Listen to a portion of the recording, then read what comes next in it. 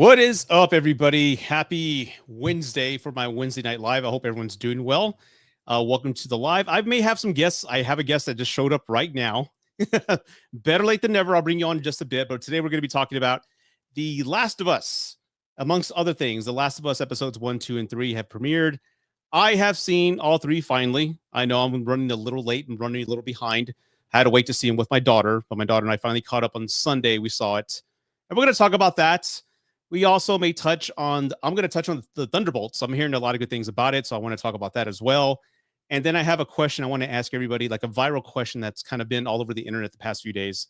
So my guest will be on, he just left. So I had a guest showing up. I guess he's having some technical difficulties, so we'll wait on that. But how is everybody doing?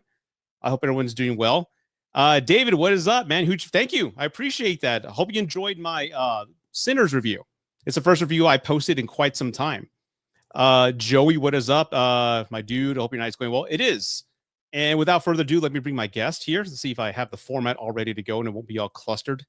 But let's do it. Bring him on. Let's see what happens. And hey, it worked. We're here. We did it. Yes. Thank you. For those who don't, I'm doing great. For those, let me do the cliche, like dumb thing. For those who don't know, sir, can you introduce yourself and who you are to the people in case they don't know who you are? Yes, I'm Adam from Adam Does Movies. Rudy and I met, I don't know, maybe a couple weeks back, possibly a month. And it's been nothing but flowers and sunshine and rainbows. We really got along. So here we are again on this is our third collab, I suppose, our third live stream. It is. You invited me to yours. And again, thank you for that. I had a wonderful time with the other gentleman that I met. But yeah. So I wanted to, I think we can do this once every couple months, once a month, whenever you're free. I know you're moving. So I threw the invite out there yesterday and I was like, is he going to make it? If he couldn't, I understand, but I'm glad you're able to come by and hang out for a little bit. Yeah, I lost track of time. I was finishing Scarface for our 31 on 31. And I was like, oh God, it's already basically 9:30. I got to get on this thing. Well, you know what? If we get like $100 super chat, maybe we can figure that out and divvy it up. We just right like this. You just have to turn. Yeah, you just have to turn. It's there. We go virtually. The moment's ruined now, but that's fine. I like your outside of the box mindset. So that's pretty cool, man. That's awesome. Right. Man. We may have another special guest later on. I did invite the gentleman. He said he'd try. So that's usually 50-50. So we'll see how that goes. But in the meantime, we'll just do us two and go about our way. Sure. But yeah, Last of Us. So before we get started on that, for those who just joined the live, we're going to talk about the first 3 episodes.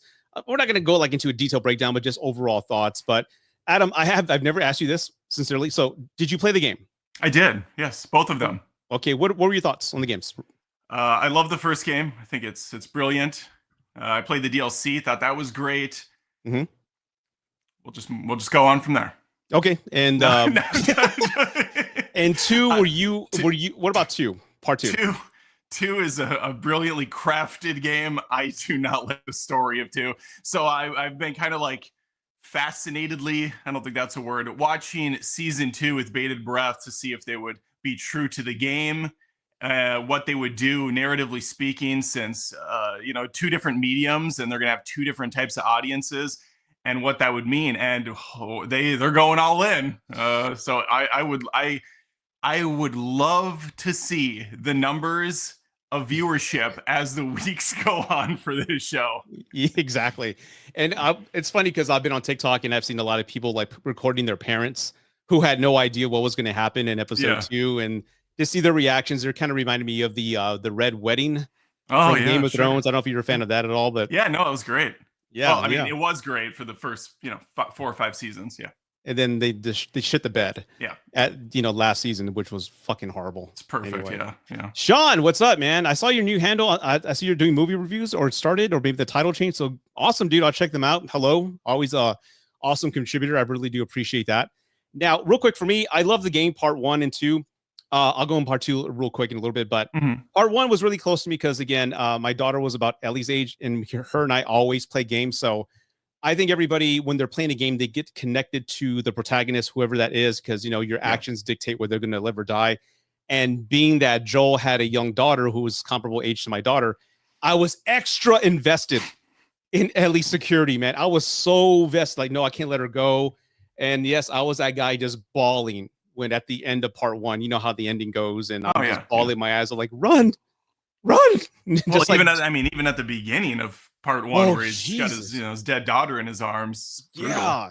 Yeah. So again, broke me down, but it's such a great story of just somebody finding like I guess what's the word I want to use, like a father, a daughter figure in somebody that he wasn't looking in, and kind of reminding them who he was. But the story's timeless, and I will never forget the experience playing it with my daughter back in 2013, 2014 when it came out. Sure. And then part 2 came out, and I've gone on record saying I fucking hated it. I hated it, but in hindsight, I think I want to play it again to see how I react to it now. Because again, there's spoilers, everybody. If you're seeing this, spoilers. But there's Joel dies really fast at the game, and I heard the rumors because a plot got leaked, and I'm like, okay, I'm aware it's going to happen. Hopefully, they don't do it right away. They do it sometime in the middle of the plot, you know. So I get to play as Joel and the Beast and Joel every time. That's not what we got. No, that's not what we got. So I was really pissed off, and I just think that event really didn't pay off. I get the whole premise of the story is revenge, and you get two different perspectives of revenge. And I'm like, okay, I get it, but I fucking didn't like that. But as soon as I beat the game, I deleted the save data. I'm like, I never want to play this game again. I'm pissed off. But now I want to try it again 5 years later and to see how I feel about it. So those are my thoughts for part 1 and 2 with the game. I do love them, and I care about the characters, and I really wasn't a fan of Joel's demise. Yeah, I'm right there with you. I don't have any desire to go back and play the game again, mainly because it's pretty long, and I just do not like the pacing of it. I think it's kind of a slog to get through. And you're put with a lot of people that honestly annoyed the living hell out of me, mainly because I was looking for that Joel Ellie dynamic again, but instead it's like, oh, it's Ellie with her girlfriend. How fun is that? And her girlfriend. We'll get to the show here, but to the credit of the show, the girl is so much more likable for me than she was in the game. Unfortunately, the same can't be said for pretty much the rest of the cast, but that at least I think they did a better job in the TV series. And this will be kind of challenging to talk about because we don't want to spoil things that haven't happened in the show yet. Yes. I mean, I assume you want to stick to just the first 3 episodes. That's exactly it. Yeah. Okay. Just making sure for people watching, we're not going to ruin. Because if you haven't played the game, it's still at least as fresh for you, right? I am so sorry if he's trolling or if he meant that. I'm sorry. I did say spoilers, by the way. So you know what? I will. That's got to be a joke. It's a joke. All right. Right. So sorry about that if I did spoil it for you, but I did. I put a warning. Damn it. Yeah. I mean that's their fault at that point. Yeah. Yeah. No, just shut the fuck up and do it already. All right. So that was a great line. I like that. I love that. The only thing he says to her, if I recall. I think so. I think so. He just sits there kind of taking it the whole time. Oh God. Well, let me get to some comments before we get into the thoughts of the show. I'm just going to call you Mr. Freak. The game is amazing. The show isn't too bad, but the games are absolutely incredible. And you know what? After the emotional reaction I had with Joel in the game, I want to play it again because I do remember the gameplay itself. Just like you ever play a game and you just feel like one with the control and one with the player, the pressure, the sensitivity, how to move. I kind of like, for me, it was Metal Gear, the Phantom Pain. You just knew every button naturally. That's the way the game Last of Us 2 felt for me. Yeah. It was just so natural. I love the mechanics. I love the scavenging, all that. It was awesome. There's nothing better than playing as Abby and just hulking out, jumping on guys and just ripping body parts off of them. Like her character was so ridiculous, but I honestly did have a blast playing as her. I'm like, oh, I could just run around, beat the living shit out of people. Exactly. That game gives me a lot of PTSD. I know. Real quick, let me see. Somebody had left a comment here. I don't know if they're going to make a part 3. I honestly don't. I don't know where they would go. I mean, it can't end on the note the game ended. I want some arc. I want something better than how it ended, and I don't want to spoil it too much. You know what I'm saying? I have to be careful with that. Yeah, I wouldn't even say anything else. It's just it's not what you can say that doesn't spoil it. And speaking of extra guests, I don't know if I want to keep him nameless. I don't want to say who he is, but he may or may not show up. So I'm hoping maybe not he'll grace us with his presence, but I don't want to spoil it yet. I want it to be a surprise. Sure. Okay. And I'm just gonna I'm just gonna do that again one more time. Okay. Right. Anyway, yeah. Let's go ahead and talk about the show here real quick. So, real quick, I'll let you go first since you're my guest, Okay. and I like to be a nice host. Let's talk about episode 1. What were your thoughts with episode 1? Well, first off, I just want to say this is a challenging show for me to watch as someone who played the game. I look at it kind of like I look at the Disney live action movies with the animated ones where they redo the classics, because the Last of Us video game is basically a movie. Like, it's all mocapped. The graphics are fantastic. They've remastered it like 80 times now. It's getting a bit absurd at this point, but still, the dialogue, the story, it's all just fantastic. In the first game, the second game still has a lot of that stuff. I just narratively don't care for it. But so when I watch the show, it's really hard for me to like not compare what I've had before with these new guys. Pedro Pascal, what's the Bella Ramsey something? Yeah. Bella Ramsey? It's not Bella. Is that Let me right? bring up the IDB, because if you watch my show, my reviews, I am horrible with names. I butcher them, pronounce them horribly. So I'll bring it up. But go ahead. I feel like it's Bella Ramsey. Well, whatever. Ellie and Joel. There's, they've got a lot of crap online for being poorly cast, especially Ramsey. I don't disagree fully, but it's not for the weird ways that people online hate her because of, just how she looks and everything. Although that does play a part in the sense that we are seeing an Ellie that's going to go on a fucking rampage. Like, she's going to turn into an animal. And I do not look at Bella and think, oh man, she's going to just bust up shop. She's not selling me in that sense. So I'm having a hard time even wrapping my head around what that's going to look like, even though we've had teases of it with her kind of like sparring with one of the locals in that second episode. I can't say that was the best looking scene either, and she didn't really sell me much there. The other big issue I have with the show, and it's more so just because I've played the games, you get a lot more time with the characters in the video games than you do in the TV show. I never really felt that connection between Pascal and, young Ellie in the TV series. And I think that might just have to do with the fact that we don't have that time with them. A lot of episodes ended up going in these kind of off-road storylines. We had a whole episode dedicated to side characters. So yeah, it's just weird because even in the second game, before the big golf swing takes place, Joel was at least in it a little bit. I felt like he was not even in the first episode of this show. He's such a ghost in the second season that him getting taken out felt I don't even want to say bittersweet. It just felt I felt like nothing for it, honestly.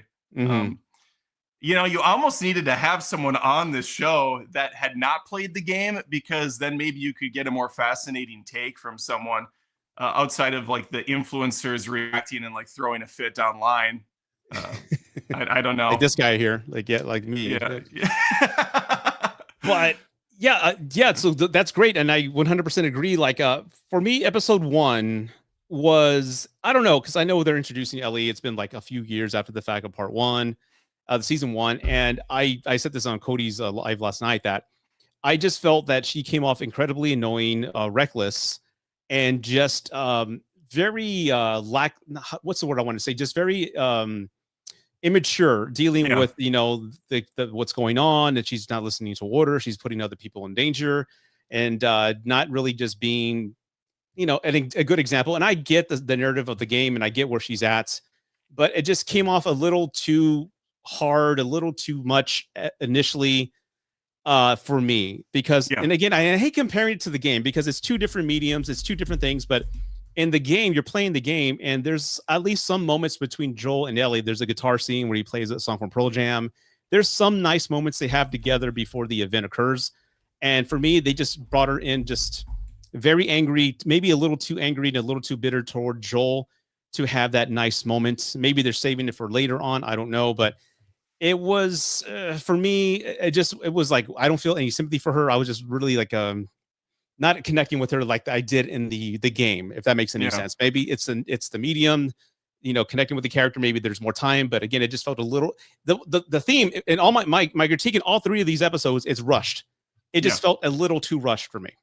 Well, that's how season 1 felt as well. I thought they were just speeding through things at a rapid breakneck speed. I almost felt like Neil Druckmann had no interest in his first game's story anymore. He's like, I just want to get to season 2. I want to get to my real contribution to this franchise.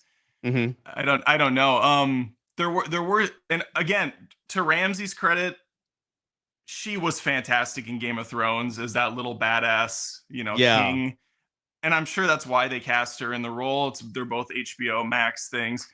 I don't see it. And we're 2 seasons in and I'm not feeling it. And that's a shame. But regardless of the casting of some of these people, Dina, is that her name? I think Dina, her girlfriend, the love interest, whatever she is. Very good casting there. I really liked her, and I thought it was a really smart choice to have her interact with Joel a couple times. Just small little moments, because that does not happen in the game at all. And that kind of helps flesh out this character a little bit more. It gives her some stakes in this whole thing, and it gives her a little bit more of a reason to want to go on this revenge mission with Ellie. Yeah, 100%. And I didn't speak on the casting yet. And I get, I mean, when it comes to casting, I think we all want somebody who looks like the character. But to me, I can get lost in the performance. And I always bring up this example. I hated the fact that Joaquin Phoenix was cast as Johnny Cash, because I grew up a big Johnny Cash fan. And I remember Walk the Line when they were making it. And I'm like, that's the worst person you can cast. So I went in just ready to hate it. But it's the performance that I get lost in. I got lost in his performance. And at the end of the movie, when he's playing in Folsom, I'm like, I kind of see Johnny Cash now based on what I've seen and gone through. Sure. So I'm not one to be too critical on looks, but with Bella, she was badass in Game of Thrones. And when I'm watching the show, I see her as Ellie. I feel the emotion that she's crying, especially the scene in episode 2 we'll get to in a bit. I felt her pain. I felt what she was feeling.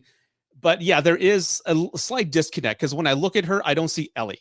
I feel like she's Ellie, but I don't see Ellie. But again, I'm not taking anything away from her performance. She's fantastic, but that's just my 2 cents on that piece. Yeah, my wife is watching it with me. She's not played the game, although she had things spoiled ahead of time, which was a bummer, because I really wanted to get her, raw reaction to the sequence as it played out in episode 2. Her take on Ellie is pretty much similar to ours, even though, because she has seen her in the game. She's seen like screenshots and stuff. And she's like, wow, she doesn't look like the character in the game. But as she is in the show, she's a great actress. She's putting in the emotions and the performance.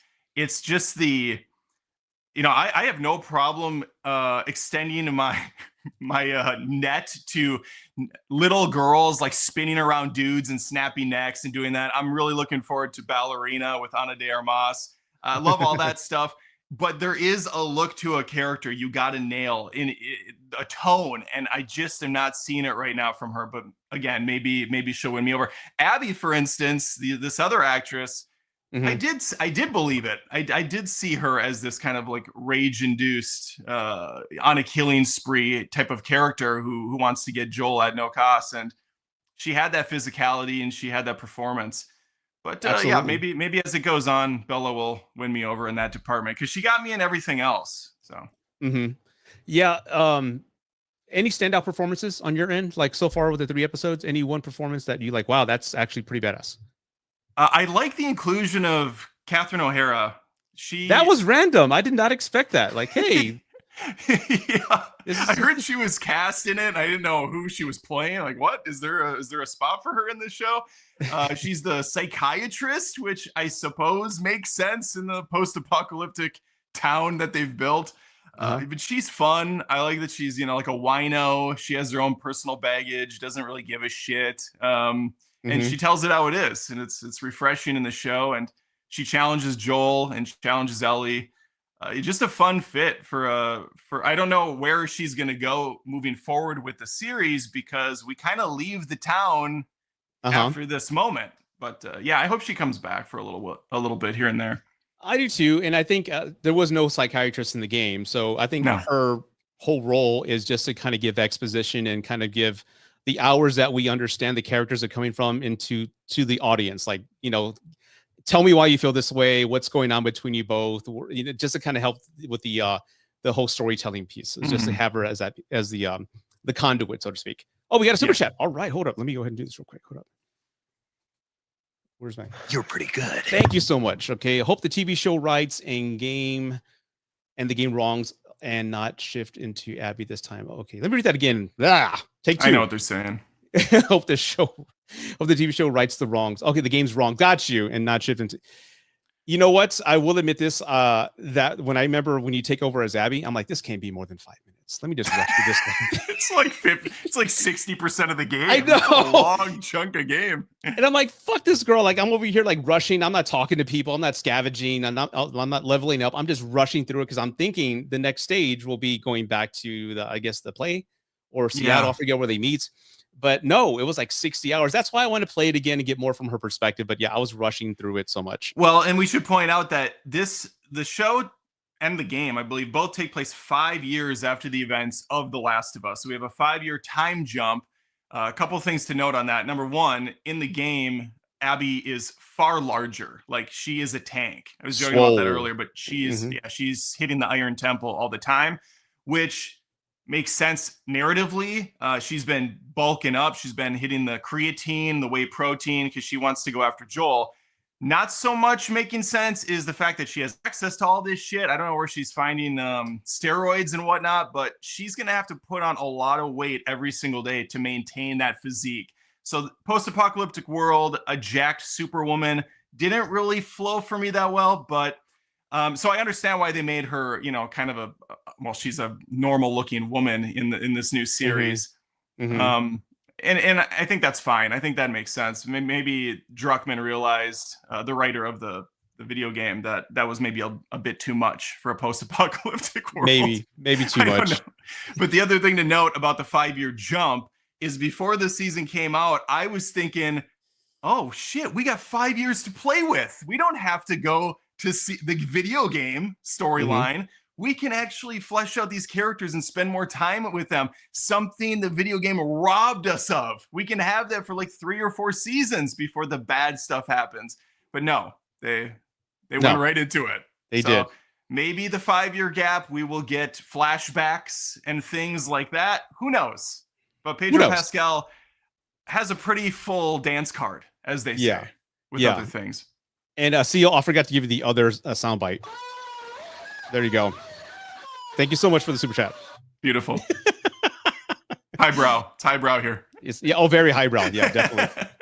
For those just joining, what the hell is this Adam doing with this pervert? This guy. I mean, my channel is called Adam Does Movies. I don't think they expect much, sophistication on this side of things. If I recall correctly, Abby, I think she got big. And again, I rushed through her stage right when I was playing her. Yeah. Wasn't there like a gym in her fortress? I think they had set up camp in a baseball or football stadium. Yeah. And there was like all this gym equipment so that she was lifting to prep for Joel. So she was lifting, but I don't know if you know what it takes to put on the kind of mass that she has accrued. Like I eat like 5-6 eggs a day. I'm not even close to sniffing her. So the fact that she's like just this monstrous person, she's got to have access to some creatine, some different proteins. I don't know. It was a bit much. Yeah. But I did appreciate because we did get a flashback with her earlier, and she is thinner like Ellie, and then obviously she just started bulking up, really going to it. Yeah, definitely. Yeah. Now, episode 2. I'll go first this time. Episode 2 to me was one of the best episodes HBO has produced ever, because it reminded me. You're a Game of Thrones fan. You remember the show Battle of the Bastards? That one episode. Oh yeah, of course. That was an awesome episode. The epic battle scene. Yeah. I mean, compared to movies and everything, that's one of the best battle scenes I've ever seen on television or anything, any medium.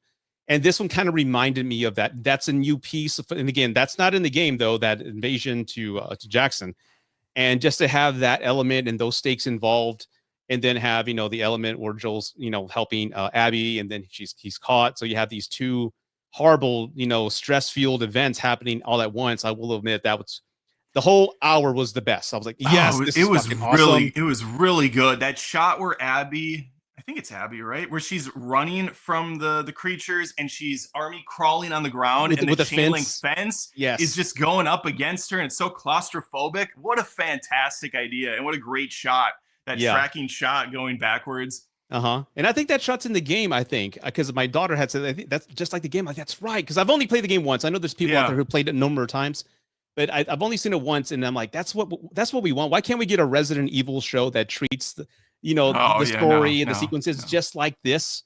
HBO Max, listen to us, please. I mean, anybody who's in charge of those rights, give us a Resident Evil show like that. The problem with the Resident Evil games is they're even stupid in the story. They always start out kind of at least somewhat plausible and smart, and then by like the 6th hour, there's like some ninja assassin spinning off a rooftop who's like a secret underground umbrella agent, and he's got the shades, and like, what the fuck happened here? This was like a kind of normal zombie thing at first.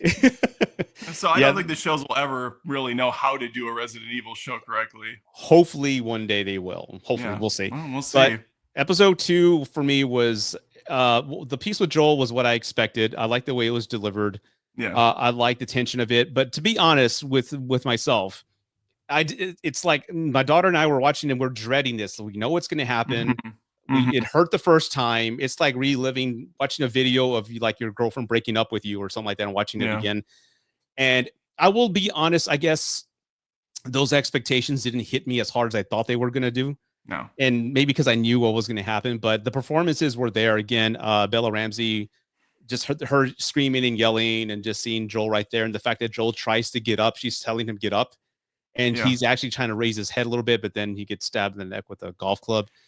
That whole scene was pretty horrible. She had a great reaction there. If you saw like the subtlety on Ellie's eyes in that scene where she yells at him to get up like 5 times, and he kind of looks over at her for a second and nods. Yeah. Her eyes do this like little realization widen for a second. She's like, "Oh fuck, he's still alive. He hears me, and he's been feeling all of this."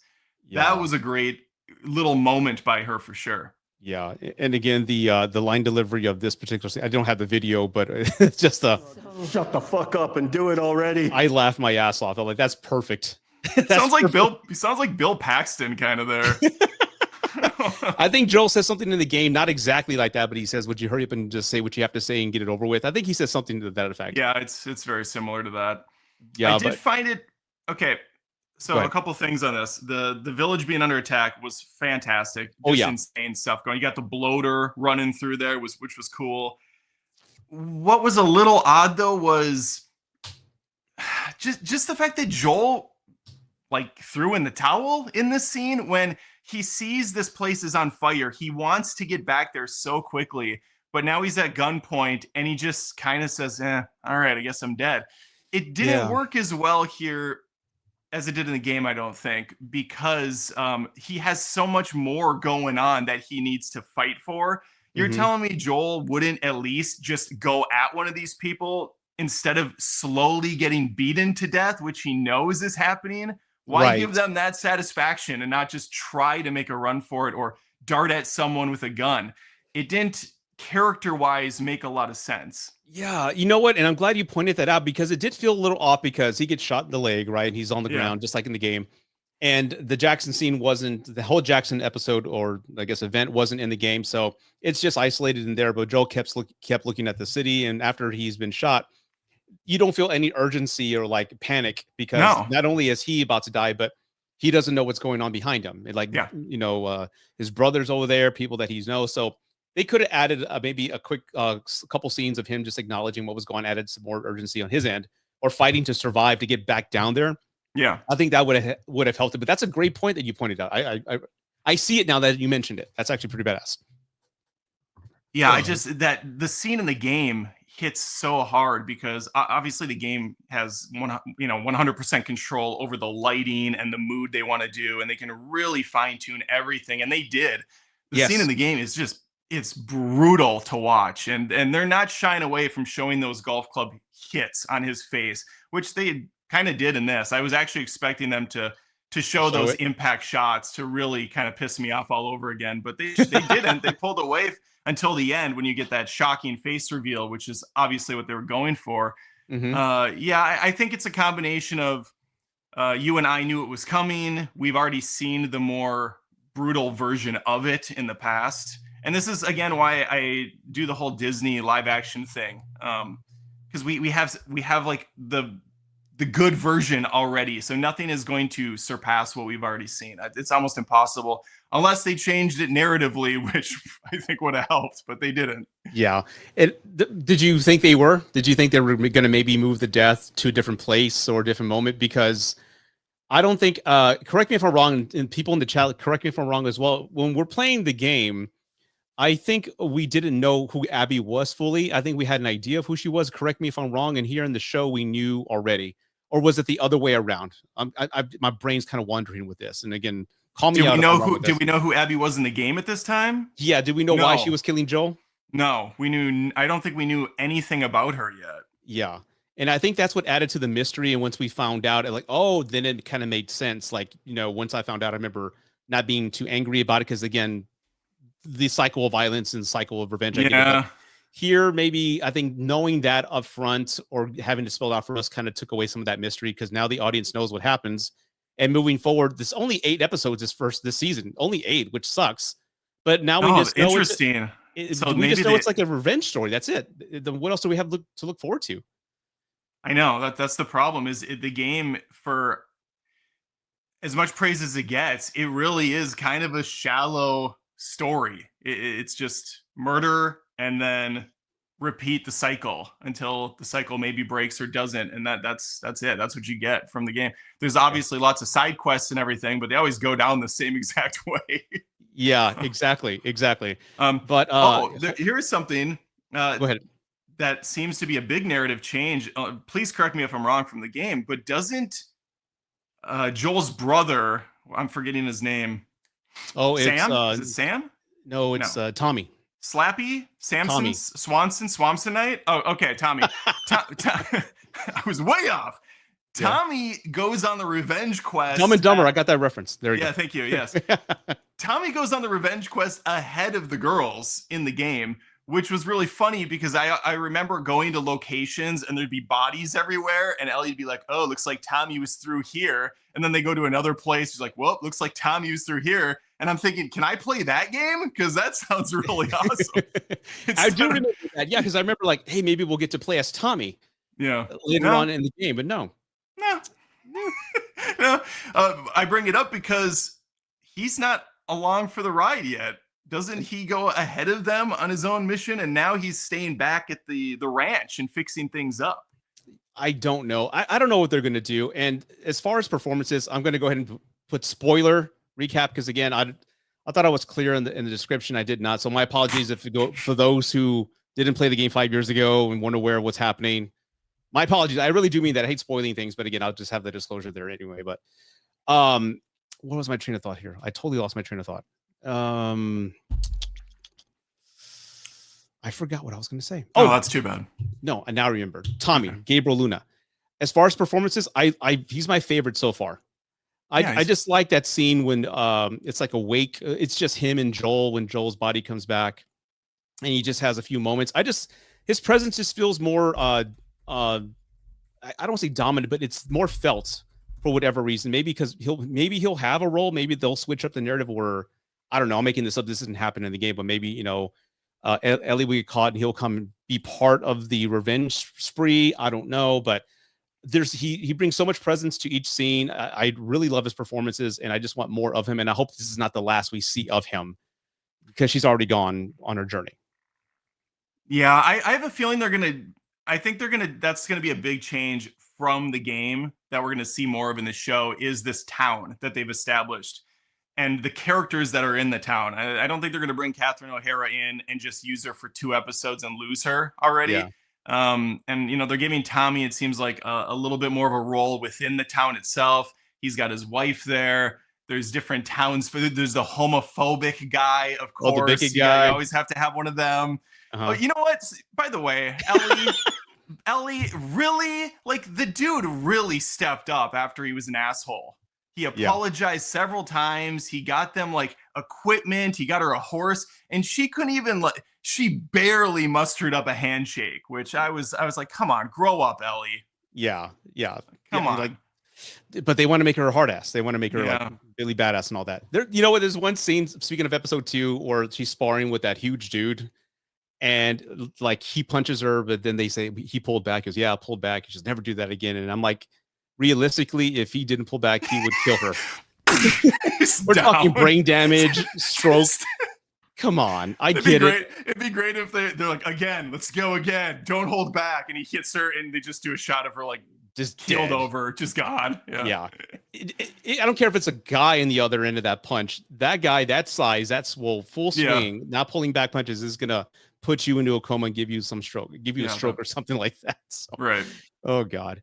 But episode 2, did you think they were going to kill Tommy in that one scene for a brief couple seconds? I thought they were going to go ahead and kill him, and I'm like, they better not. I didn't think so. My wife did. So people that haven't played the game, I think there was definitely tension and it worked. I didn't think they would kill both brothers off in the second episode. That seemed like a bit much. That would have been a little like a Last Jedi, reckless, storytelling. Oh, that would have really pissed everybody. Joey, thank you so much. I appreciate that. Any other thoughts on episode 2 before we go to 3? Oh, there's got to be more thoughts on it. Oh, another thing that's I don't think is in the game. Granted, I rushed through it pretty quick just to get it out of my life. Did they have smart zombies in the game? Was that a thing? I don't remember. Okay, I know they're not zombies. The infected, the plant people, whatever they're called. There's a couple scenes in this where it turns out they're using strategy. They kind of do a John Rambo at one point, and they make a booby trap. They're coming out of the ground underneath of dead bodies. Yeah, and I mean they're dead too, I suppose. But you know what I'm saying? They have like the decoy bodies on top, and then they rush out. And then there was another scene where Ellie falls down below, and there's this crazy, infected lady running around, and she goes in a cage and hides, and she kind of sets a trap for her.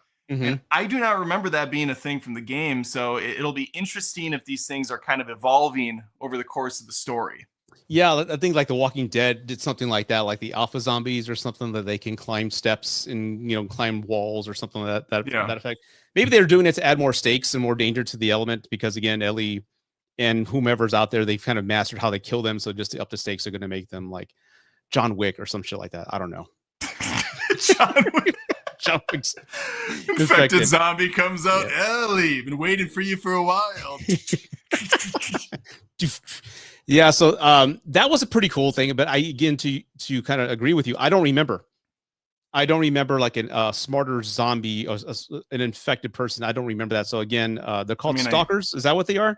I can't really read without my readers on, but it looks like some of the chat is saying there are second versions that do get smarter. Yeah. Okay. Yeah, there were smart zombies. You could see them in the game's listening mode. Oh, okay. Gotcha. They're called stalkers. Oh, all right. So, all right, cool. Never mind. The show did not do anything new and interesting in that aspect. Nothing. But on to episode 3. I don't have any thoughts more on episode 2, but it was epic. It was probably my favorite episode of season 1 and 2 combined. It was really that good. So stakes, it was great television. Definitely the best of the series so far. Game of Thrones level. I mean, I'm talking like epic, and people are talking about it all over the place next day. But episode 3 for me, I went. No, actually, your turn. So you go first. What did you think about episode 3? Sorry, I was thinking about episode 3 for a second there. As I stated, it'll be interesting to see the viewership numbers as this show continues, because now we are saddled with Ellie and whatever protagonist she has, or whatever sidekick she has along with her on her misadventure revenge quest. And the third episode really brought things to a screeching halt when it's just kind of the aftermath of the town getting half destroyed. It's the aftermath of Ellie and Tommy to a lesser extent, trying to figure out how they move on and how they get revenge. Don't we jump forward? Is it 3 weeks or 3 months? I can't remember. I think it was 3 months. Okay, so Ellie's been in the hospital that whole time, recovering, and we find out that Dina has been keeping some secrets from her, that she actually knows where Abby and her crew are going. So this is going to lead them to saddle up for a cross-country road trip. She does stop off at the grave site for Joel, leaves some Folgers coffee. The best part of waking up is the little Folgers in your cup. She leaves those for him.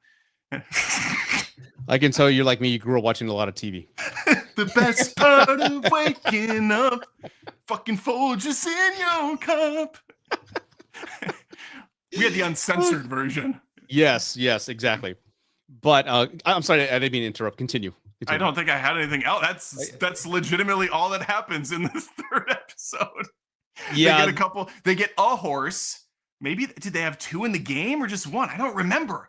But they have a horse, and her and Dina are gonna, they're gonna go out, stay off the main roads. They're gonna camp in the, in the woods, and they're gonna find out. And then the episode ended on the cliffhanger of, is it Wolf, or I can't remember the name of the. It's Wolf WLF, but it's like a Washington something Federation, Liberation Federation. I remember Ellie says something snarky and funny. She's like, "Stupid fuckers" or something when she sees the acronym spelled out. We find out that they are suited up. They have a freaking tank. They have a whole bunch of soldiers. I remember this part in the game when you have to stealth around and try to kill them all. Yeah. Can't wait to watch Bella creep around and take out a bunch of guys. But that's the game. I mean, it's a revenge quest, and every kill. Again, I just thinking back when I played it, every kill post Joel dying, I killed everything: women, dogs, men, everything. Man, I wanted to. I killed everything. Are there any more babies to kill? Yeah, like where are the kids? I would have went Anakin Skywalker on them, dude. I would. Bloodlust, man. I wanted to kill everything, and I did. And I felt bad afterwards, but again, I did kill everything. So is the rest of the series going to be that? How are they going to translate that journey right into 2 seasons? Because I know this season's only 8 episodes. It's going to end on a cliffhanger, as they always do, and then we got to wait 2 more years for the whatever to come up. I don't know how they're going to translate that into a show to keep people vested, because I know a lot of people may be dropped. Everyone's comparing Joel's death to Glenn on The Walking Dead, and I'm checking out and whether they're going to do it or not. I think that's it's bigger. It would be like if Rick Grimes died, and not that's a good Glenn. point. He's the main character of this show. That's why I'm very curious to see how much fall off there is, because it's one thing to kill off a main character in a video game. People have already bought the video game and they have it. A TV show is week to week. So they didn't put in that full purchase price yet, right? The TV show needs them to continue being buyers and viewers of the show. If you're pissed off at a video game, Naughty Dog, the company that made it, already got your $60 or $70, unless you return the thing. You're not paying installments of $5 a chapter. Yeah. But that's what they have here. So now we have to see if people are genuinely going to be on board for this. You take big swings and you might have big wins, or you might completely strike out. I just don't know. I should have made a golf analogy, but it was too late with the swinging and the golf clubs and everything. The Folgers Cup was good enough, man. I saw a funny meme. I'm pretty sure it was AI created, because it had Negan helping Abby with her golf swing. That was pretty funny. Yeah, I shared it. Like, that's awesome. That's cute. And it looks good too, man. AI is getting scary good. I mean, I'm AI right now. That's the wild part, is you didn't even know. I'm not even here, Rudy. This is my avatar. Goodbye. I morph into the background. Right. Oh God. But yeah, the religious people, you know what? They have a name, and again, I call them the whistle people. My daughter's like, no, Dad, they're called blank, and I forgot the name. But I do. Maybe that's what they'll do to maybe add some story and maybe more stakes to the journey, is like have this element of these people, the whistle people. And again, I'm so sorry I'm saying it wrong, but maybe having them assist Abby. Maybe there's another enemy that we don't know about, because we technically don't see who kills them, right? I know in the game there is an alliance between the Wolf Pack. That's not the right name. And the whistle people. This is the worst there's like spoiler review ever. There's 3 or 4 different factions in the game. And then we already got this. Yeah, the second one with they have the scars on the sides of the face. The Seraphites. Oh, the Seraphites. Yes, of course. Of course. That was the tip of my tongue. That's exactly what I was trying to say, not the whistle people. But there you go. So I don't know. Maybe they'll add something to that. I mean, otherwise, why introduce that whole scene? And it was tragic. You've seen this guy talk to his daughter, like, hey, I can relate to that. And then seeing them get killed, and it's like, okay, who did this? So maybe there's an other element out there that they're going to introduce and all that. But it's funny. You mentioned going on a blood-filled, lustful rage killing spree with Ellie. Mm-hmm. I did that too. I am curious, because of the psychology of the game and how it is kind of cleverly constructed. introducing you to these different characters and their mindsets. Did you do the same thing with Abby with the dogs, or did you?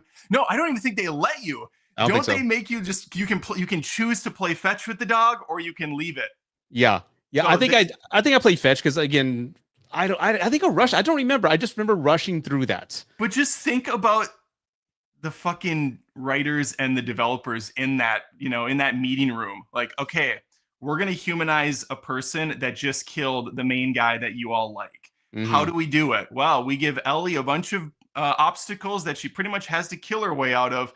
And then with Abby, we're going to give her some wholesome scenes, and you don't have the ability to do anything too evil. You can, I guess you could chuck the tennis ball so far the dog couldn't get to it if you throw it over the fence. But otherwise, yeah, they really kind of make your choices a lot less grim when it comes to her stuff early on to kind of get to know her better. Which is smart. And don't they do that because you kill these people later on, so you maybe create a time paradox? So that's why you can't really do those things yet, because you're right. Ellie's going to do that later. Okay, there's two factions. I forgot that. You see, it's been that long since I played it because, again, I was just killing everything. I don't care what colors, symbols, who they were affiliated with. Everybody was getting killed for Joel. Of course, for Joel. All for Joel, man. All for Joel. I'm already dead. Awesome. Everything I do now, I do for Joel. Yes. Yeah. So, episode 3 again. We agree on everything. We got to disagree just for drama and just for clickbait. You know that? Well, freaking Cody was on here. I know he circle jerks to this whole series. He would be just defending this thing up and down. He'd be like, I disagree. Everything is perfect. I think he said on Twitter it was the best. You should be paying me, bitch. Sorry. Go ahead. What he said on Twitter was the best hour of television ever. Ever? Okay. Yes. No hyperbole online. I thought I was Mr. Hyperbole, but no, that's kind of like a form of saying. But he likes the show, so it's. Yeah, Cody, if you were here to defend yourself, you would say. Anyway. Well, he called you a bitch or something earlier in the comments, so I'm going all out on him now to defend you. Thank you, because you spoiled something. Show yourself, coward. I don't know what that means. Oh, did you just celebrate 100K? Yeah, I did a couple weeks ago. Yes. Okay, well. Yes, sir. There you go. Congrats to you, man. There you this go. Is just that Ed CZ hands or whatever that said I'm awesome. That's just actually me in the chat as a alternate. Oh, that's your pseudonym? Yeah. Okay. That's my no problem. Oh, that Adam guy's great. I love him. Yeah, Adam's handsome as fuck. Wow, right? Wow. Yeah, well, no one said that yet, but now I know what you're thinking. Did I say that out loud? Should we kiss again? Should we bring it? Yeah, I'm not there yet. I need. All right, next time. We need a super chat. We need at least a $20 super chat for me to do that, because if we do that, that's going to be a GIF or something like that. We run the danger of being a GIF. So at least I'm going to sell out for $20 super chat. The gift that keeps on giving, if you ask me. Yeah. But episode 3 was a standstill. I was bored. Mm-hmm. Again, just to go from that super high to the I get the story pacing of it. I get why they're doing it. The whole voting scene, I think, was a little rushed, but I get they're just more or less trying to show that Ellie is lying. And she's trying to show face to say we need to do this. I like that it gave that bigot guy an opportunity to speak up, hey, they took one of ours. We need to go get revenge. So part was great when he's like, you guys are a bunch of pansies. We need to go out there and kill him. And every time he starts talking to Ellie's kind of like, shit, I think this guy's like my best friend now. Yeah. Did we just become best friends? Right. So I like that it gave him, I guess, his arc in a way to be, being the bigot that he was in episode 1. And then here he's kind of helping her along the way. Maybe he'll be relevant later on. I don't know. But the whole pacing of it, I was really emotionally tied at the beginning when Ellie's out of the hospital. She goes to Joel's house and she has just that moment walking through his home. You see what he's done, his hobbies. Yeah. That was nice. And I recall that in the game, you get to look at all of his stuff and the fact that she gets to keep his watch and all that. So that was all nice. She gets his gun and his watch. So I did like that, but the rest of it just kind of felt very stagnant. And again, with a show with only 8 episodes, you remember when episodes back in the day had 25 episodes per season, like the X-Files? Yeah, but that's there's a pro and a con there too. I mean, there's a lot of filler bullshit in those X-Files. I just have started watching those. Well, it's been a while, but I was watching them with the family, the kids for the first time.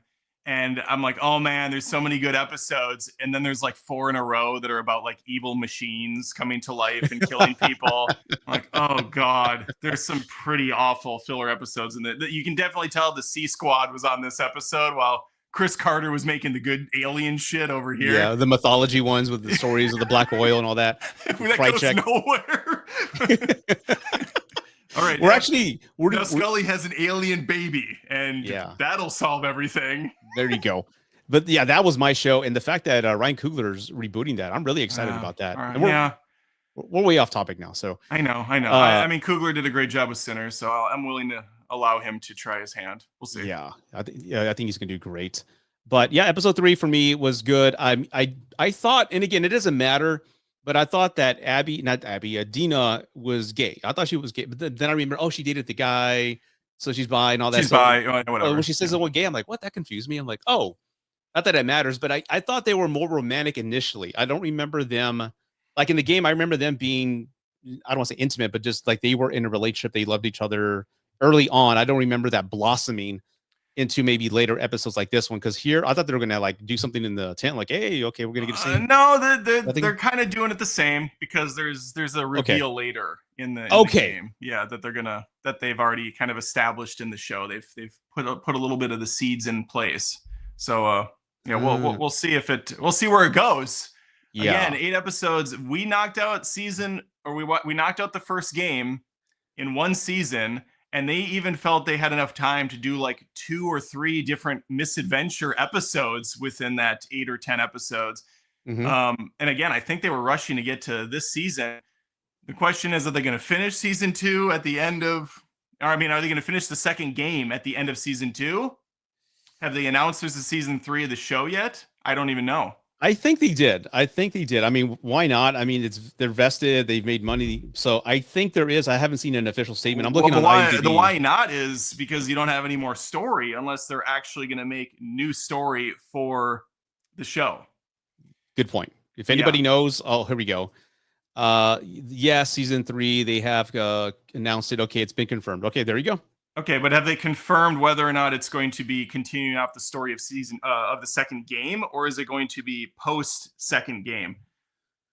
That's a good question. Season 3 is probably going to be Abby's perspective. Oh God, that would suck so much ass if they did a whole season. I wouldn't be surprised if they did. Show, no. Oh, that would be so bad. Those are kind of my least favorite kind of episodes of shows where they do the he said, she said thing. And, half of it's dedicated to one perspective, and then the next half is the other perspective. And it can be fun for a little while, but oh my God, a whole season? That would be nuts. Yeah. I'm guessing they're going to only cover the first maybe third of this one, or maybe 50%. And then they'll do the second, because the second game is probably double the size of the first in terms of length. Oh yeah. Like I remember paying 3 hours into it, and then you get a transition day 1. I'm like, fuck, like barely day 1. What's going on? You know what? I don't have any other thoughts for episode 3. I don't want to say concerned, because again, I know they'll deliver us, something relevant, but I don't know how it's going to end. As you said, all the points you just mentioned, the points of concern. I don't know what they're going to do. And again, how much can they just drag on a revenge story? I mean, I get in a movie, you have 2 hours like John Wick, hey, a revenge story. That's a good amount of time to get what you want. But you're talking another season and, a few more episodes. How can you drag that out? Maybe they'll add some elements that they couldn't put into the game, that, some stakes, and maybe having Ellie captured and joining the Whisper people, or I don't know. But again, we'll see what happens. But again, so far, if I were to give this rating, like of episodes 1, 2, and 3, I'd say I'm okay with it. I'm not super impressed with it. Again, even though episode 2 kind of like puts my rating higher because of just the intensity of it, the event, the spectacle, and all that. It was fantastic television. But again, the other 2 were like, it just feels, again, rushed. Is that what I feel? If I can sum it up in one word, I say it feels rushed, and I haven't connected as much as I wanted to. Yeah, I agree with you fully. I think, again, it's just kind of shitty how I don't like the story of the second game for so many reasons. And another big one is they fucking made Ellie and Joel at odds with each other.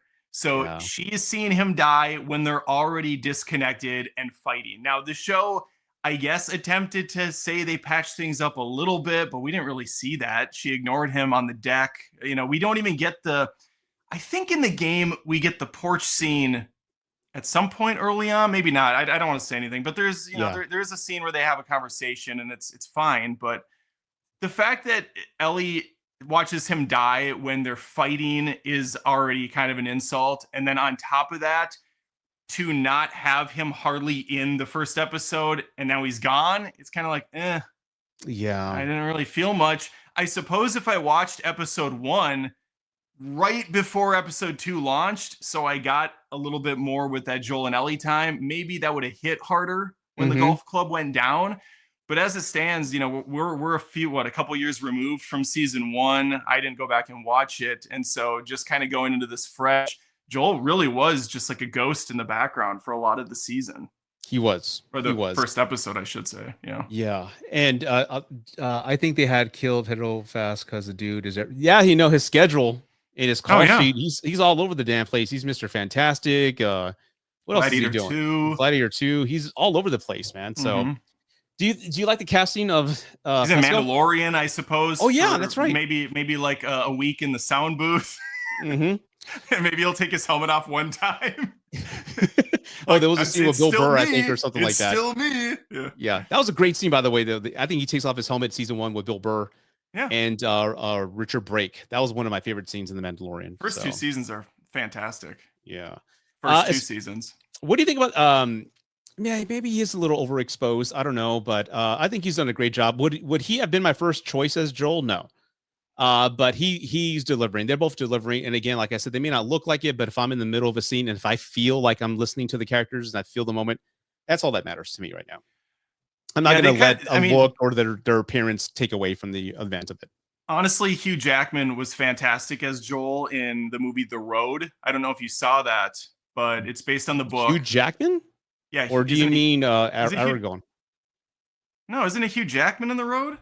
No, it's God, what's his? Oh, I can't believe I forgot his name. Aragorn. Or maybe I'm thinking the Logan. Oh, Logan. Logan and The Road have similarities. So, it's Viggo. Is it Viggo Mortensen? There you go, Viggo Mortensen. There you go. The Road. Which I've only seen once, and I don't recommend anybody. I honestly to see that. don't know if it's Viggo Mortensen. I'm just saying a name right now because I think you're right. Yeah, it's Viggo Mortensen. All right, Viggo Mortensen or Hugh Jackman in Logan, which was kind of a post-apocalyptic, depressing thing. Those guys would have been great as Joel, but I understand they're big stars. Then again, Pedro Pascal is as well. So The Road is such a draining movie, dude. I remember watching that. I felt like I left the funeral. I'm like, I'm going to be alone for a while. I'm gonna go to bed. Just leave. Don't talk to me. I'm going to go just be alone with my thoughts. That movie's a draining film. The book is depressing as shit too. I would never read it because I know the book has probably more details and just Anyway. So yeah, again, those are my thoughts. I didn't want to go too detailed into that. And again, I'm very hopeful. I am going to play the game again because again, I want to revisit it 5 years later. Again, the story, I wasn't pleased with it. The ending is kind of growing on me, and it took 5 years to get there, but the ending's growing on me, and I'm not going to spoil that. But it was so fun to play. As far as mechanic wise, I think The Last of Us 2 and the remake Resident Evil 4 are the best mechanic wise controlling. Are the best games ever. It just feels so natural in your hands and is just fluid. Dopamine is just shooting out of your ears. It just feels great. So I want to play for that experience again.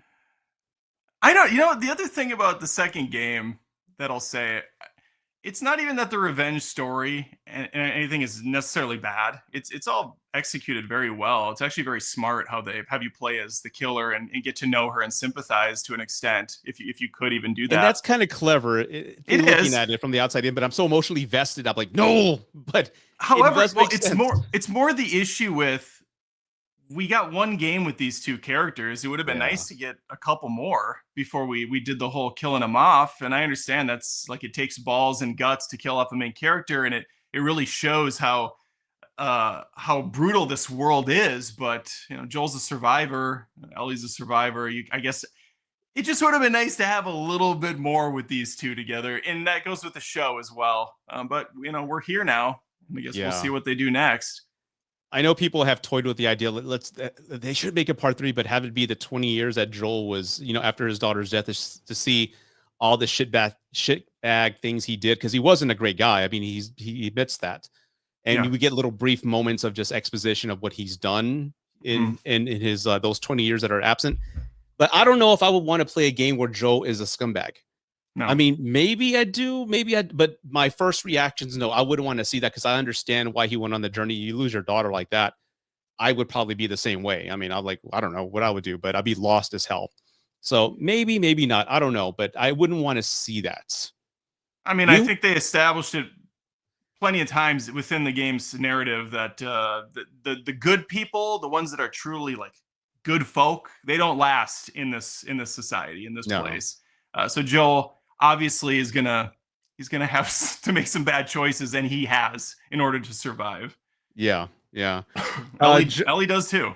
Yeah. Joey, do you think you would do a live stream of the game? I'll go first. I'm pretty boring with that, because when I play games, I keep quiet, and I don't think just watching me play the game and not say a damn word would be entertaining.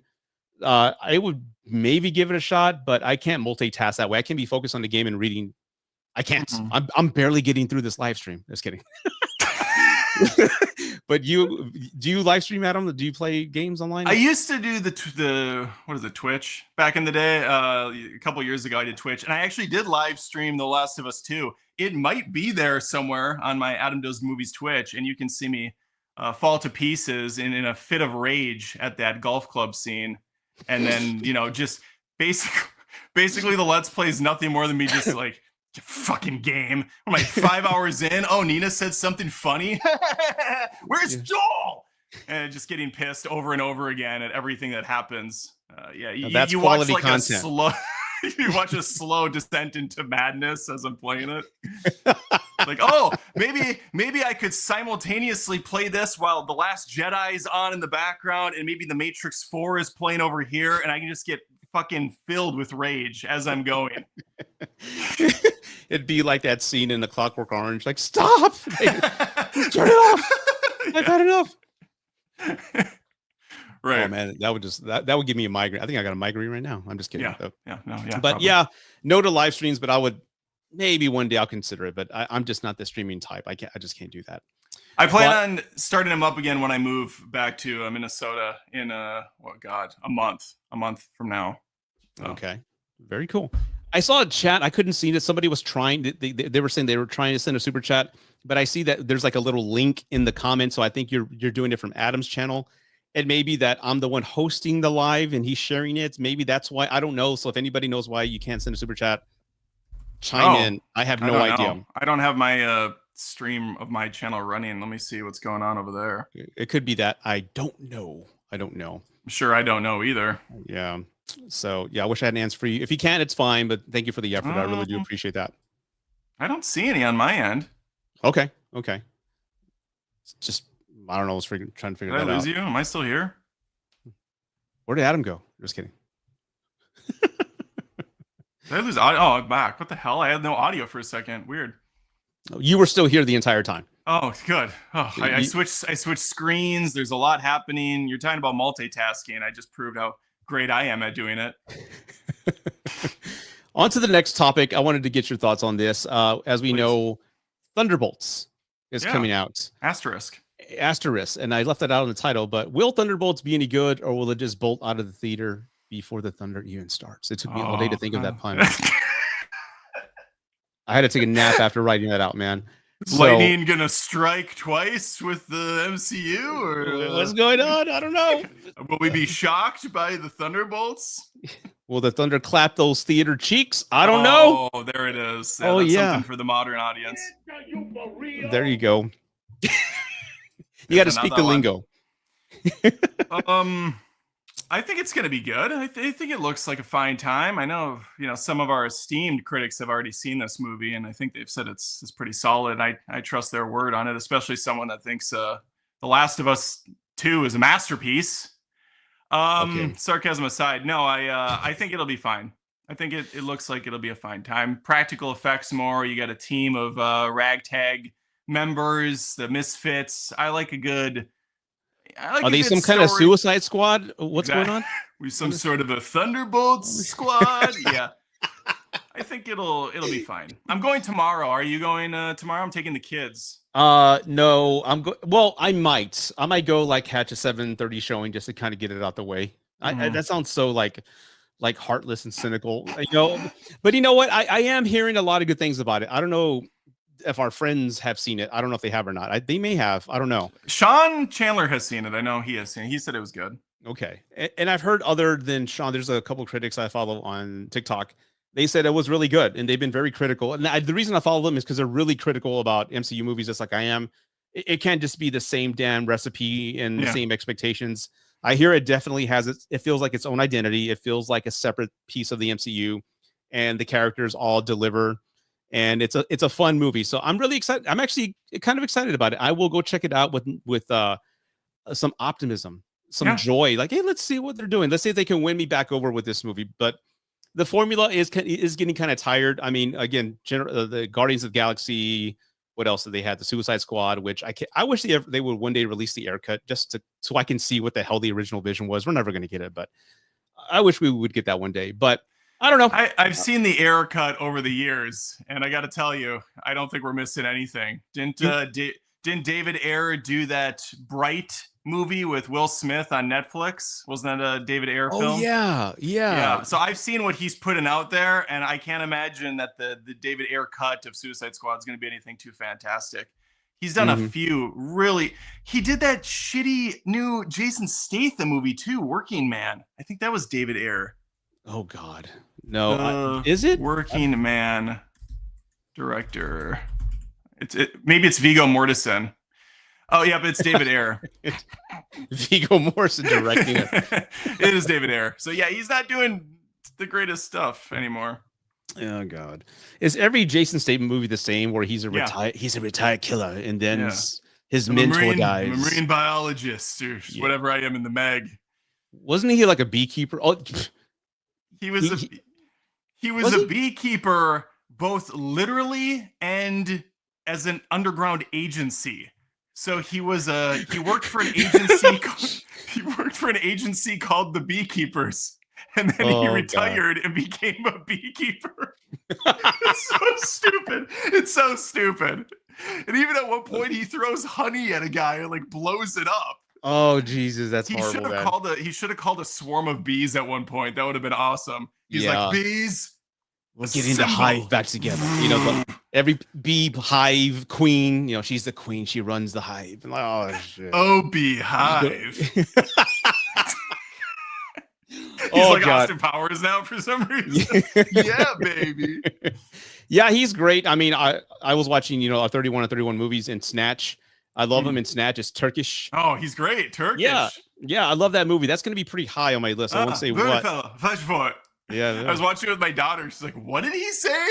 Every 5 seconds, like, you're not supposed to know what Brad Pitt is saying in this movie. He's a piker. That's the joke. He's piker. Yeah, that movie is so freaking good. I love Snatch. That's gonna be very high. Like I said, I just watched Scarface tonight too. Really enjoyed that one. More so just because of Pacino's freaking hilarious, fun, crazy performance. Yeah. And you know what? That's another role. Like, there's a few actors where in their performance, I don't see the actor. Like, the guy who played the Joker in Batman: The Dark Knight. I forgot his name. What's the guy who played the Joker? Heath Ledger. I'm sorry, my mind is going. I'm just. Are you not hearing me? Or hello? Yeah, hello? I hear you. Heath Ledger. I was just said it and shitting on myself, dude. I was like, God damn it, Rudy, your fucking memory's going away. But yes, him. It's Heath Ledger. Rudy just keeps ignoring me. As you can see, this is like the most unstructured live, but we just have fun. All right, we're having fun. Enjoy yourself. Anyway, I did not like the fact that he was the cast as a Joker, but when he became the Joker, oh, dude, it was like blew me away. Al Pacino's the same thing. He was Michael Corleone in The Godfather 1 and 2 before he became Scarface, and for him to play this role. And 3, yeah. But it's like, I don't see Al Pacino in that movie. I see Tony Montana. Does that make any sense? It's okay. Yeah. That's him. I don't see Al Pacino. I guess the performance is, that iconic that I just don't see it. No, he's really good. I was watching it. My daughter came down. She has seen The Godfather, and she saw Al Pacino on there, and she goes, "Wait, is that the guy from The Godfather?" I go, "Yeah, that's Michael." And then he started talking, and he's just like, "Wait, what? That's Michael from The Godfather? Yeah, that's the same dude." Yeah. Acting. People acting. Thunderbolts, yeah, I'm excited about it. I think I've said all I had to say on that, but I do love Florence Pugh. Florence Pugh. It's just Is it Pugh or is the P silent? I think it's Pugh. Pugh. People always say Gal Gadot, and it's Gal Gadot. Like, you say the T. You say the P. Yeah. Okay. I mean, I am horrible. I get called out all the time the way I enunciate words and what the names I pronounce. It's not monster, it's monster. Like, I get called out too, but then after like so much shit on a certain actor, I will go out and I'll Google the fucking name and I'll do the translate and I'll watch like video clips, and then if Gal Gadot is actually saying the T in her own name, I think it's safe to say it. But I still, you still get the comments. Actually, it's Gal Gadot. Mm-hmm.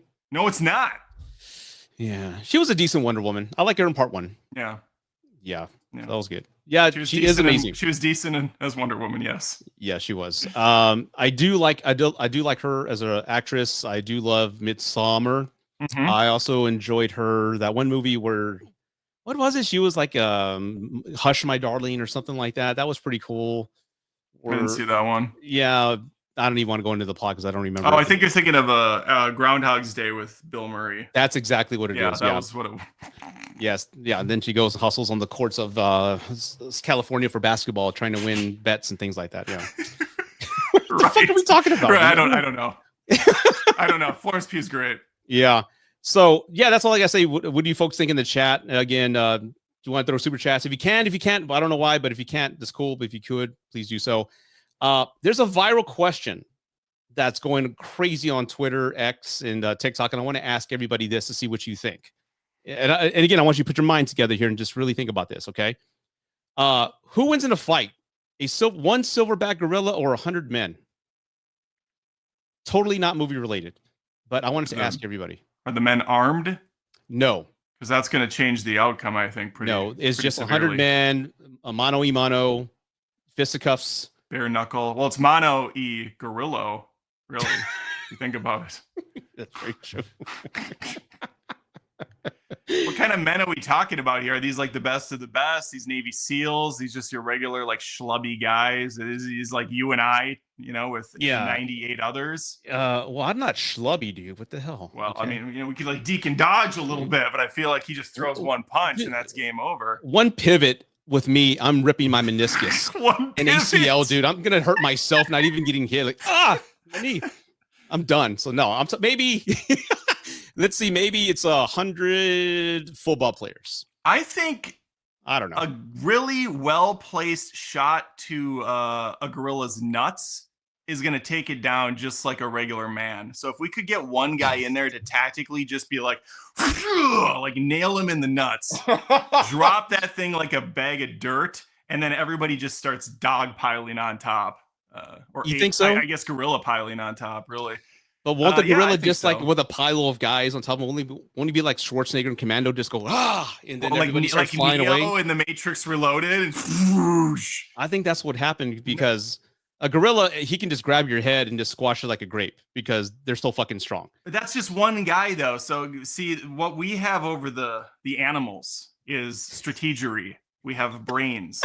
So we set up like a human shield of disposable men. We throw them out first.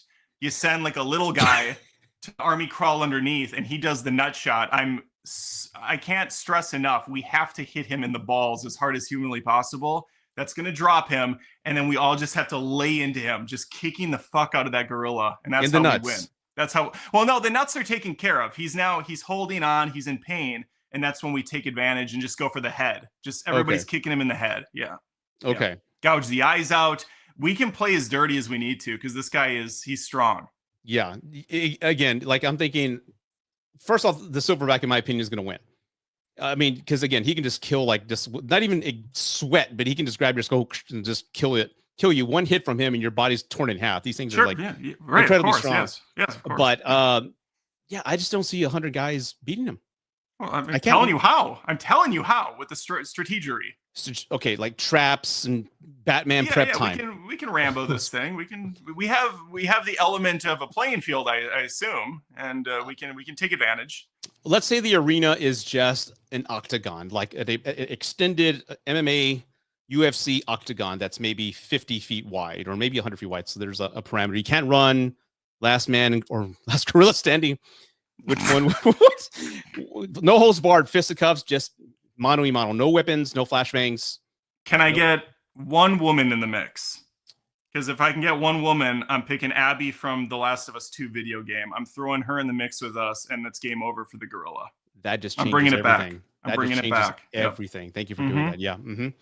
Yeah. So that's questions going viral, and it appears like a lot of guys think they can take the gorilla, the silverback gorilla, and I think that's comical because I think once the first one gets splattered in half and just like destroyed, and his arms are ripped out of his sockets, everyone's gonna panic and shit their pants and just die or just try to get the hell out of there. So I don't see it happening, but that's questions all over the place on Twitter and on TikTok, and I just wanted your thoughts on this because it's an important topic. Yeah, no, I think it is probably the most important topic hitting everyone today in this day and age, and I think I gave a pretty apt solution to it. Human shield, sneak attack to the nuts, and then everybody just beats the living shit out of this thing. It's gonna kill a few people for sure. It's gonna take the hands, it's gonna crush some skulls, but while it's doing its thing, you just sneak attack it. Yeah, 100 gorillas or Mike Tyson. That's unfair to the gorillas. Come on, we're not going to even go there. Come on now, we don't need to get so aggressive. Oh, thank you, Mr. Leach. Okay, he volunteers myself for the nut shot. Just whisper in his ear that the gorilla said the Last Jedi is better than Zack Snyder's Justice League. That would ignite my temper, but common sense would kind of stop me because it's a silver fucking back gorilla. So yeah, he can say all he wants. He can insult my kids, my wife, everybody. I'm not going to do anything. I'm just going to pout and walk away. So no, ain't happening. So yeah. So there's no way to befriend the silverback gorilla. Is there a way to kind of like play to his emotional state of things? Yeah, maybe you'd like to just hone him in with grapes or something like that. Like, hey, some grapes. You want some fruits? This might be a little too controversial and radical, but could we put one of the guys in a dress? Maybe win him over in a seductive sort of a dance. This is very Looney Tunes tactics here. Like getting Bugs Bunny to dress as a woman. We could do kind of a Bugs Bunny scenario right here, like a Yosemite Sam sort of a thing. Yeah. So I think outside the box. That's the bottom line. You have to think outside the box with this stuff. I mean, if there was prep time, I think if we maybe dug a trench, dug a trench and had maybe some flares to scare him into the trench where his weight will impale him with like the stakes that we sharpen with our blades. I think that can do. If we have, prep time, do we have blades? Do we have blades in this scenario? We can't use them just for the prep. Like, so we're only using them as stakes. And yes, I'm stealing this from that movie with Anthony Hopkins and Alec Baldwin when they're being chased by the bear.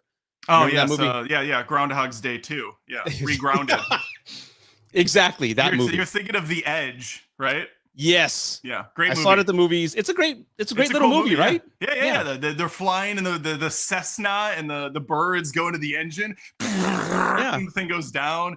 Yeah, there's this fucking bear that's going after them. Oh, it's good. Yeah. And the bear's hunting them, right? It's kind of like the Liam Neeson movie. I hope I'm saying his name with the wolves. Liam Neeson, The Gray. Dude, look at you, Johnny, on the spot with the titles, man. I actually should have said Groundhog's Day 3. We're saving that for later. Speaking of, not to get off topic, but we're way off topic. Are you super pumped about Now You See Me, Now You Don't? The trilogy coming to a close? The story we've been wanting, right? This whole time. Now You Three Me. Yeah. Now you. Well, didn't it end with all of them disappearing in a Ferris wheel or something like that? I didn't see the second one. The first one was so stupid. It's like the Fast and the Furious of magician movies. Just ridiculous. Yeah. I think I would have enjoyed. I remember I went and saw the movie with part 1. I think I was on a date for part 2 because she wanted to see it. I'm like, fine, we'll go fucking see it. But I think the movie would be better if the magic they were doing was actually practical magic. Right. But they went into like the CGI, like so impossible dumb. bullshit sequence. I'm like, oh, this is like, I'm so disconnected from this. We're gonna steal the Declaration of Independence. with magic. Like they do just ridiculous shit. With Like, this deck of cards. This is gonna do it. right? It's the dumbest Now thing over ever. here, there's like 3 of them somehow, and it's never explained. My favorite is I think it's the second one. I just saw the clip. I haven't seen the movie, but Dave Franco and them are being arrested, and he slides a clearly CG card down his arm, and he like flings it across, and the camera follows it as it goes into another person's hand who catches it. That's the sequence I'm talking about in part 2. Oh, it's so good. It's so good. Like, It's maybe over the top. Yeah, like maybe I need to watch this movie. It looks so dumb. Yeah, I think it's what like I think you have a rant series, right? Or Adam rants about. Yeah, well, you rant about everything, right? Yeah. I just hate everything. Yes, of course. Yeah. You're like me. You're bitter and dead inside. except for the Edge and Groundhog's Day, of course. Yeah, you can't touch those. Yeah, those, can't touch. that's actually films. quality. Exactly. Oh, it was a merry-go-round. Okay, yeah, that's what it was. It disappeared into a Did you say merry-go-round, not a Ferris wheel? wheel. Let's go. Come on. It's a circular ride that you can ride. No, that's too far. That's too far removed from magic. Of course. But I didn't know they were making that. But okay, I'm not going to see it. Like I said, I'm very picky when I go. Well, to the movies. they have the gall now to call it Now You Don't, which is what the sequel should have been titled all along, instead of just Now You See Me Too. Oh, you know what? I like that. Mm-hmm. I don't know if I still would have saw it, but again, that's actually a good title. I like that. Now You Don't. Yeah. Again. You know? Let's see. I can see that being as a guilty pleasure. I mean, I like the concept of it, but I just wish since part 1, the magic was actually practical and not CGI nonsense.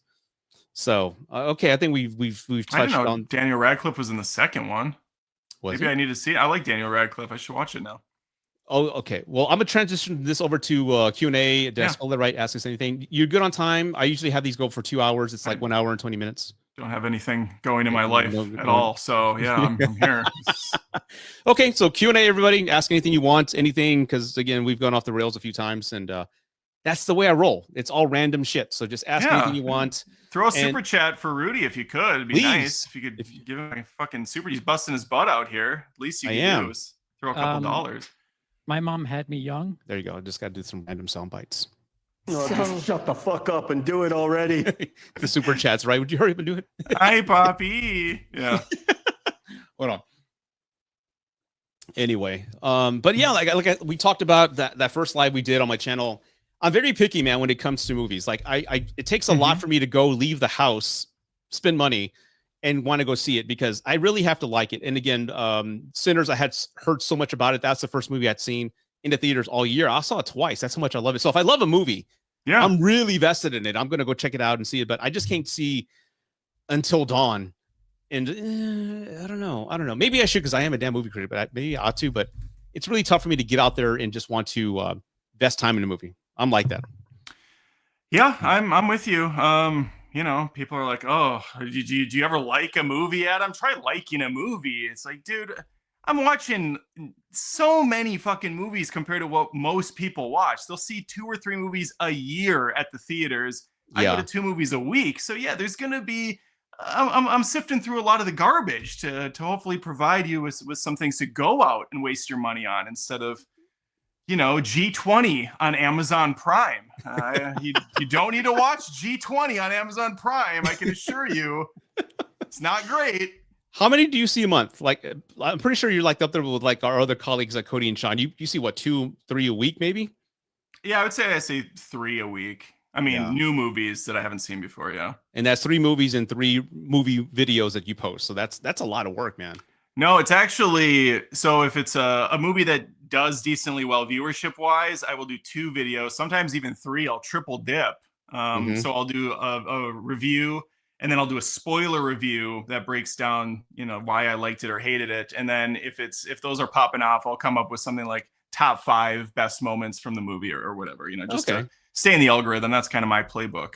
But yeah, no, you want to get your, you know, if you're going out to watch a movie and you got a drink and whatever, you spend $20, you might as well get your money. I want to recoup that cost. And, you know, also keep the engagement up on the videos. That makes perfect sense. Yeah, that's what I gotta do. But again, the root device stuff is just like it's really picking up now, and I really got to be very careful with my time.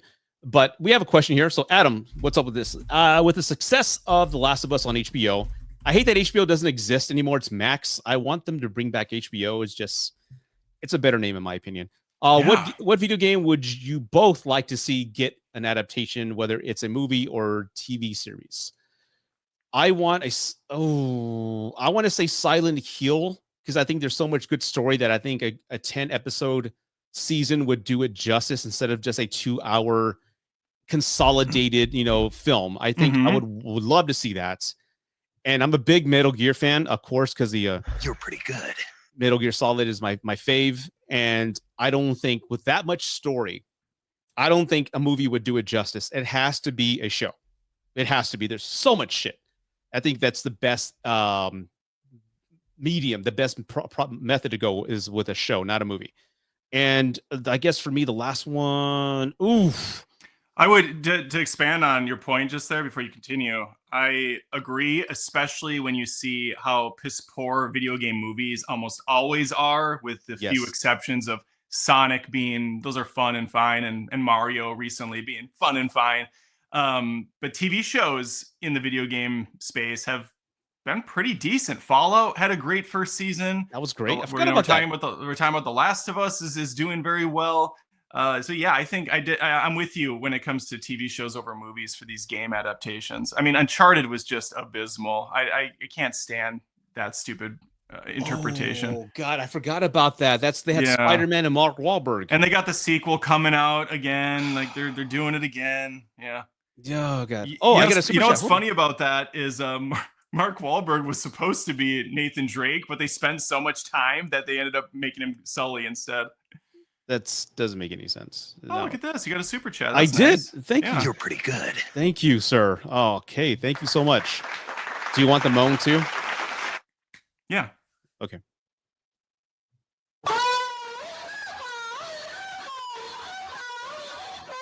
She's faking it, by the way. But Well, anyway. now it's the only way I can achieve climax. So, you know. Thank you, sir. I don't know how you did Yeah. that, but again, I guess it worked. Thank you so much. It's like now you see me. It's the magic of the internet. I just I snap my finger and then the super chat shows up. Oh, okay. Okay. Hold on real quick. Another super chat. Thank you so much, sir. Give you the moan again. Bubba's from my channel, so he should really be giving me the super chat, but it's fine. It's okay. Thank you, Okay, Bubba. well, have you seen the 2000 classic movie Out Cold, a great 2000s comedy? I've never heard of it until right now. Oh my god, and Bubba. Is he bringing that up at like every He live? brings it up every. He's a moderator on my channel, and one of my brothers, a stepbrother, I suppose. But he's really, even though he's not blood, he's blood to me. I'm looking he at it right brings up- now. He brings up Out Cold all the time. Like I can't get away from Out Cold, and I refuse to watch it because he's pestered me so much over the years about it. A bunch of snowboarding employees in an Alaskan ski resort try to outsmart a leisure Mongol who has major redevelopment plans for the classic 90s, early 80s, mid 80s plot. Yeah. You know what it's going to be the equivalent of? He watched it clearly when he was a kid. Yeah. And it would be like me telling you to watch Three Ninjas and how Three Ninjas is the funniest, greatest movie ever. Three Ninjas is terrible, but I watched it probably 30 times as a child. Yeah. Yeah. There's those movies that you see as a kid that you have, you love them, you're fond of them, but you can't recommend them to anybody because nobody would like. Because you should feel shame. Yeah, you should feel embarrassed. Absolute shame. Yeah. But Bubba, you hearing this? You should feel shame about Out Cold. Let's see, Zach Galifianakis and a few others. No, I've never heard of it. I was like, 21 when that came out? Nope, I've never heard of it. Yeah. If it ever comes on randomly while I'm doing something, I will give it a glance. I won't. But thank you, thank you for the super chat. Bitches leave. Okay, so what else do we have here? But yeah, Fallout was good. Every Resident Evil adaptation has sucked. Even though the movies are guilty pleasures of mine. I know they're horrible. I know they do nothing and have nothing involved in the game. They've done nothing. I still like to watch them. But what else am I thinking? I can't. Did you answer the question? I don't know if you did. I gave my three. No, because I like interrupted you to like jump off your point because it was such a good point that I had to steamroll it. But you mentioned Silent Hill, and I think you maybe had one more in the chamber, but maybe not. No, I was thinking of something, but those are the ones that I immediately think of is Silent Hill and Metal Gear Solid. I mean, there's so much story there. There's so much mythology, and Nanomachine, son. You need a 10 episode series to give it justice. I got a couple. I want a TV series of BioShock. I think would be fantastic. I don't know if you've played BioShock. I haven't, but I've heard nothing but great things about it. Visually striking game, awesome setting underwater. It could be very cool, kind of a noir style to it, very very dark, and it's a mystery game that unfolds over time. So the show could definitely lead people down a path. I also think another one that would be great, and it's only because the voice acting in this is pretty atrocious. But Okay. have you played Heavy Rain? No, but I've heard great things about it. I heard that's one that you have to play. Heavy Rain is awesome, but the voice Yeah. acting is truly pretty atrocious. So I think they could take that cool storyline and really flesh it out with some great acting in a HBO mini series. Maybe like a 6-episode sort of a thing. Yeah. That I heard, like, in the mechanics, I know it has like those, what do you call those sequences where you have to hit the The button? quick time events. Thank you so much. Yeah. I hear it has a lot of those, but again, the story is great. I've heard, again, nothing but great things about it, and I've stayed away from it because I don't want it spoiled, because that's one game that I eventually want to play. You should. Yeah, you should. Just have to get past some of the like I get the dad is looking for his son at one point in the game early on, and they're just, he's just somewhere else in the mall, and you're walking around, the dad's like, Jason, Jason, Jason, and you just can't make him stop doing it. Like, oh god, dude, just shut up. This sounds so bad. Like, who talks like this? How do you even get the voice actor to sound that bad? Yeah. Jason. You know what? I was going to say, somebody had mentioned Dead Space. Adam, again, same thing. Yeah, Dead Space. I would love to see that. I think that could possibly be a movie, because again, it's a horror based film. I would love to see a show. The other one, I don't know if anybody had played this, but the other early 2000s game that I love that was scary was Fatal Frame. Did you ever play those? I haven't played it, but I know of them. There's a few of those games, right? There's 3. Yeah. Okay. I haven't played them, but they got their following, obviously. Yeah, more or less, you're like this in this haunted house, and the only way to defeat ghosts is to take a photo of them with this supernatural camera, but they have to sometimes get really close to you. The tension, the ambience, it's terrifying. It was at the time. I'm sure it still is, but I would like to see that done, because I love horror, and I think Silent Hill and that would be great. It gets into a challenging area because Sony specifically, more so than the other studios, does have kind of movie cinematic style games like Uncharted and The Last of Us. They also have God of War. They have what's the one Halo is in?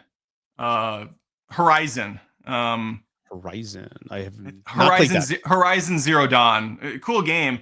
But all these games already have such great cinematics and voice acting and visuals that it falls into the whole Last of Us kind of thing again. The problem with how are you going to match Kratos in a movie or a video game? Like, he's such a personality, he's such a presence. I was thinking of that terrible Halo show as well. That's one where they really shit the bed. From what I heard, I haven't seen it, but I heard that Halo show was just abysmal. Yeah, I never grew up a Halo fan. My nephews and cousins all loved it. I was more of a PlayStation loyal guy. I'm not taking away from the game. I hear it's fantastic, but I didn't play it. I think one of the big complaints people were saying is that Master Chief took off his helmets, and that's like a no-no in that world. But anyway, that would be. So it was really that bad? I didn't see it. I just heard it was really bad. I think it got canceled after 2 seasons, so obviously it wasn't going well enough. I don't know how Rings of Power hasn't been canceled yet, but I suppose Amazon's just really trying to make that work. They're going to force it down our throats. Yep.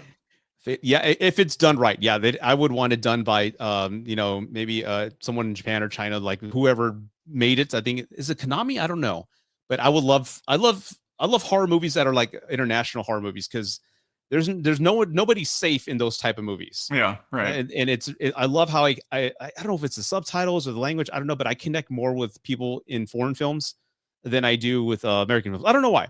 Maybe it's because I'm reading it, but there's films that I really get attached to the characters, and it's like it just hits home differently. I don't know why. Mm-hmm.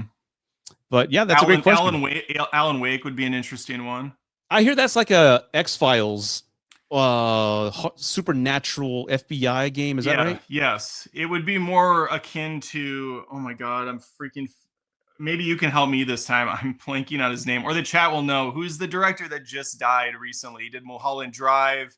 He did David Lynch. David Lynch, thank you. It's got a very Twin Peaks David Lynch style to it. Oh, yeah, that could be a very cool TV series. Oh, and of course I love David Lynch. Now I Mhm. have to play it now. I'm gonna go Oh, yeah, download that's it. right. You're a big Lynch guy. Yes. Yeah. Yeah. You How would could you love this forget? game. You would love this game. There's two Okay. of them. I haven't played the other one yet, but there's two. Yeah, ooh, I'm sold. I'm gonna go. Mhm, Maybe I mhm. can download on the PlayStation Store or something like that. Yeah. Okay.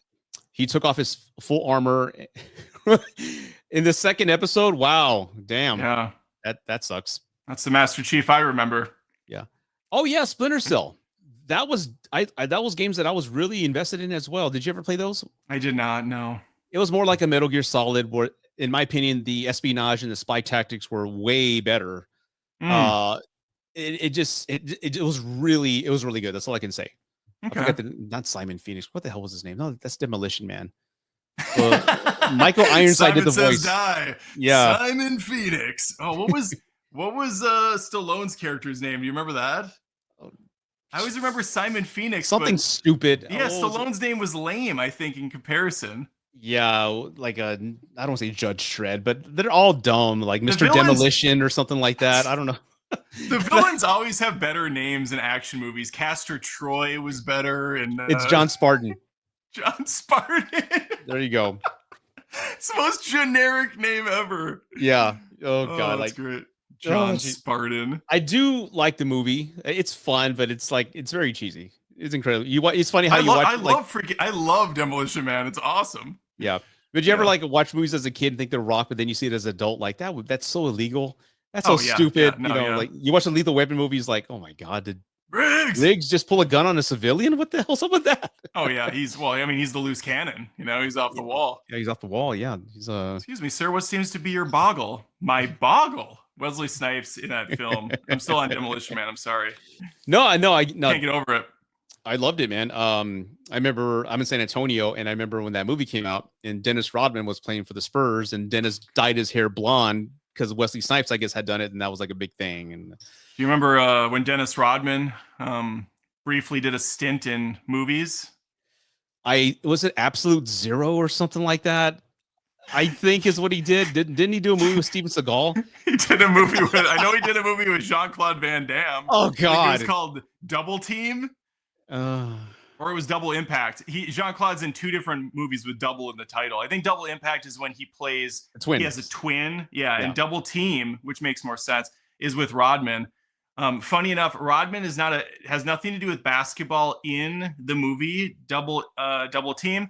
However, he's like an agent, and in the first scene of the film, he jumps out of a plane and he has a basketball parachute. But he has no, like correlation to being a basketball player or a lover. It is just a great film. What a great movie. This is what is in my brain. This is what I have for information. Just 90s, just film, irrelevant 90s films that everybody's just forgotten. trash, But like, just oh yeah, I trash, remember that. Yeah. Yeah. What's one film that, since we're waiting for questions here, what's one 90s film that is one of your faves but people don't talk about as much? Ooh, why don't you put give you me on the yours? spot Yeah, right now. do you have one that you're thinking of? Because I'd love to hear yours while I kind of noodle upon it for a second. For me, 90s movie. What was I watching the other night? I was watching Boys in the Hood. Barbed Wire with Pamela Anderson, I assume. That was special. That was a movie I watched when everybody went to bed. Everybody else goes to sleep. Yeah. No, I was watching Judgment Night with Emilio Estevez.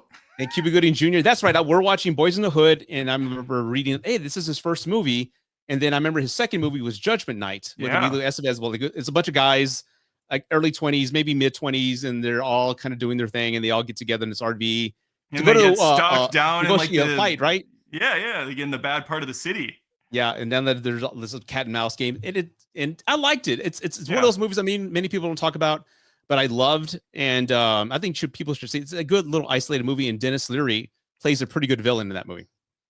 Dennis Leary's, I think, criminally underrated as an actor. He's hilarious in the types. I mean, he's in Demolition Man. We were just talking about it. He's the underground guy. Mm-hmm. Oh, we got a guest. I think somebody's here. Who's this guy? Howdy, holy shit! Fuckers. Oh, we made it. My name is Craig. No. Yeah. Oh, look, sir. For those who don't know you, can you introduce yourself and tell us what you're doing? Jesus Christ! I'm the other guy. The other guy. We're talking Okay. about 90s movies that many people don't talk about that are pretty damn cool. And I was talking about Double Judgment Night, Dragon. and I know you love Judgment Night as much as I do. Oh yeah, That's Oh, one of yeah. my favorite ones. Judgment Night. One from 1992 called Gladiator. It's a boxing movie. Yeah, Got that was Gooding Cuba's Jr. third in it. movie, I think, or second movie. Yeah, Yeah, that's one of my absolute favorites. That might be, as ridiculous as it sounds, maybe my favorite sports movie. Oh, Really? Nostalgia. Wow. But yeah, that one. A lot of the 90s stuff for me is like when I was a kid. So Goofy Movie, Heavyweights, things like that. But Three Ninjas. the second one, I always like the second one the Three most. Ninjas Knuckle Up. No, Three Ninjas Kickback? Kickback. Okay. Three Ninjas. Technically, Hiding in a Knuckle Mega Up is Mountain. the second one, but they didn't release it until the third. Yes, that's They right. shot them back to back, I think. Well, Mhm. why wouldn't you at that point? Yeah. You're rolling in dough from the Three Ninjas films. Yeah. I always liked. I think an unsung gem was The Ref. Also Dennis Leary, to bring him up again. Yes. Really? Very That's funny, one of- very funny Christmas comedy. Die Hard and The Ref are the two movies I have to watch on Christmas Day Hell every yes. single year. I know another one Cody and I absolutely agree on. That feels like maybe it's gotten a little bit more appreciation over the years, but that is the Gina Davis film. Remy Long Harlan directed. Kiss Goodnight. That's a got good it. one. Yeah, Yes. it's a very fun movie. Samuel Jackson, just fantastic as well. Fun fact, that's his favorite movie that he's ever done. I think Sam he did. Jackson? Yeah, someone told me that. I respect it. I respect Yeah. it. Anytime that you ask him his favorite movies, he always throws that in there. And I don't think that movie gets anywhere near as much credit as it should, because like we always give a lot of credit to like Jason Bourne for like Mhm. kicking off the next phase of action movies, which then led to John Wick. And it's like Gina Davis was Jason Bourne before Jason Bourne was, really. She was so good at it too. Yeah. Like the playing of the two different characters and the charisma. Yeah, she was just a badass in that movie. Mhm. You remember the plot at the end? How it kind of was like, you watch it now, like, holy shit! It was about a plot to get two planes to crash into the World Trade Center. No. That's the plot. That's the villain story at the very end. That's what she's trying to avoid happening. Watch it again. You're gonna freak out, man. I watched it not too long ago. I don't remember that at all. I don't remember it was that about, It either. was about You doing a don't? nuclear thing in a town. I to remember get them to get the oil funding for the oil yeah. tank or whatever. The truck is driving down the bridge. Okay. It, like fucking nukes the place. I think Yeah. I'm having a Mandela moment here. Yes. I remember hearing about that. I remember seeing it again. Like, holy shit, that actually came to life. You're actually thinking. You know what you're thinking of is Groundhog's Day. That's the film. Three. Part 3. Yeah, part 3. Yeah. Damn it. Yeah, there's so many, like Samuel L. Jackson, I don't think is any better than he's been in that movie as far as his one-liners. He just has so many of them. Yeah, When he rubbernecks on the chick on the side of the road. yeah, exactly. She's like, "Are you okay? You have whiplash?" Yeah. So- I like when Brian Cox is like, "You're an assassin for the U.S. government." And he's like, "Get the fuck out of here!" Oh, Brian You Cox were like, is "Oh, always- foy! I burnt the darn muffins." God, I love Brian Cox too. He's always such a pompous douche in the best way. Yeah, Yeah. What line does he say? Like, if she's in the car with him and she's like, I need some money. He's, oh, okay, let me just pull that out of my ass. That's a good one. That's a good one. Another one for me is I don't know if you guys have seen it. Came out in 1990. It's Pump Up the Volume with Christian Slater. I've heard of it. I have not seen it. The movie more or less is about this kid. He's like an introvert. He doesn't like talking to anybody at school, but then he has like this equipment, which at the time was illegal. He created his own radio station, and he was able to be himself and just be as vulgar as he want, speak his point. And it's kind of like a precursor to social media, because at the time I remember So it's seeing like the it. Joe Rogan origin story. Yeah.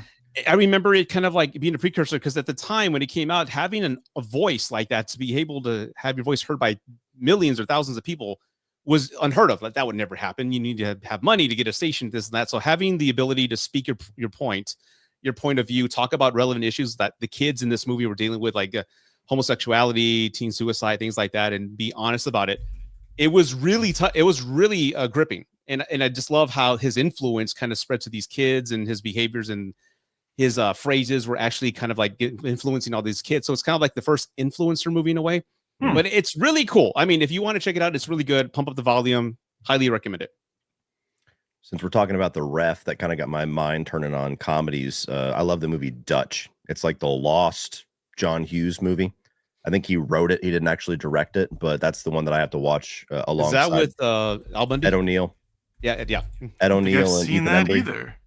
Oh wow, I think you would Yeah. like it, Adam. I Yeah. mean, maybe it might be a little bit dated now because it's inspired so many different movies, but you have like Ed O'Neill is dating Jo Beth Williams, and she's got this asshole little kid that's like this spoiled, pompous little prick, and she's trying to get him home for the holidays, and so she sends Ed O'Neill to get him, and they just fucking fight the entire way back.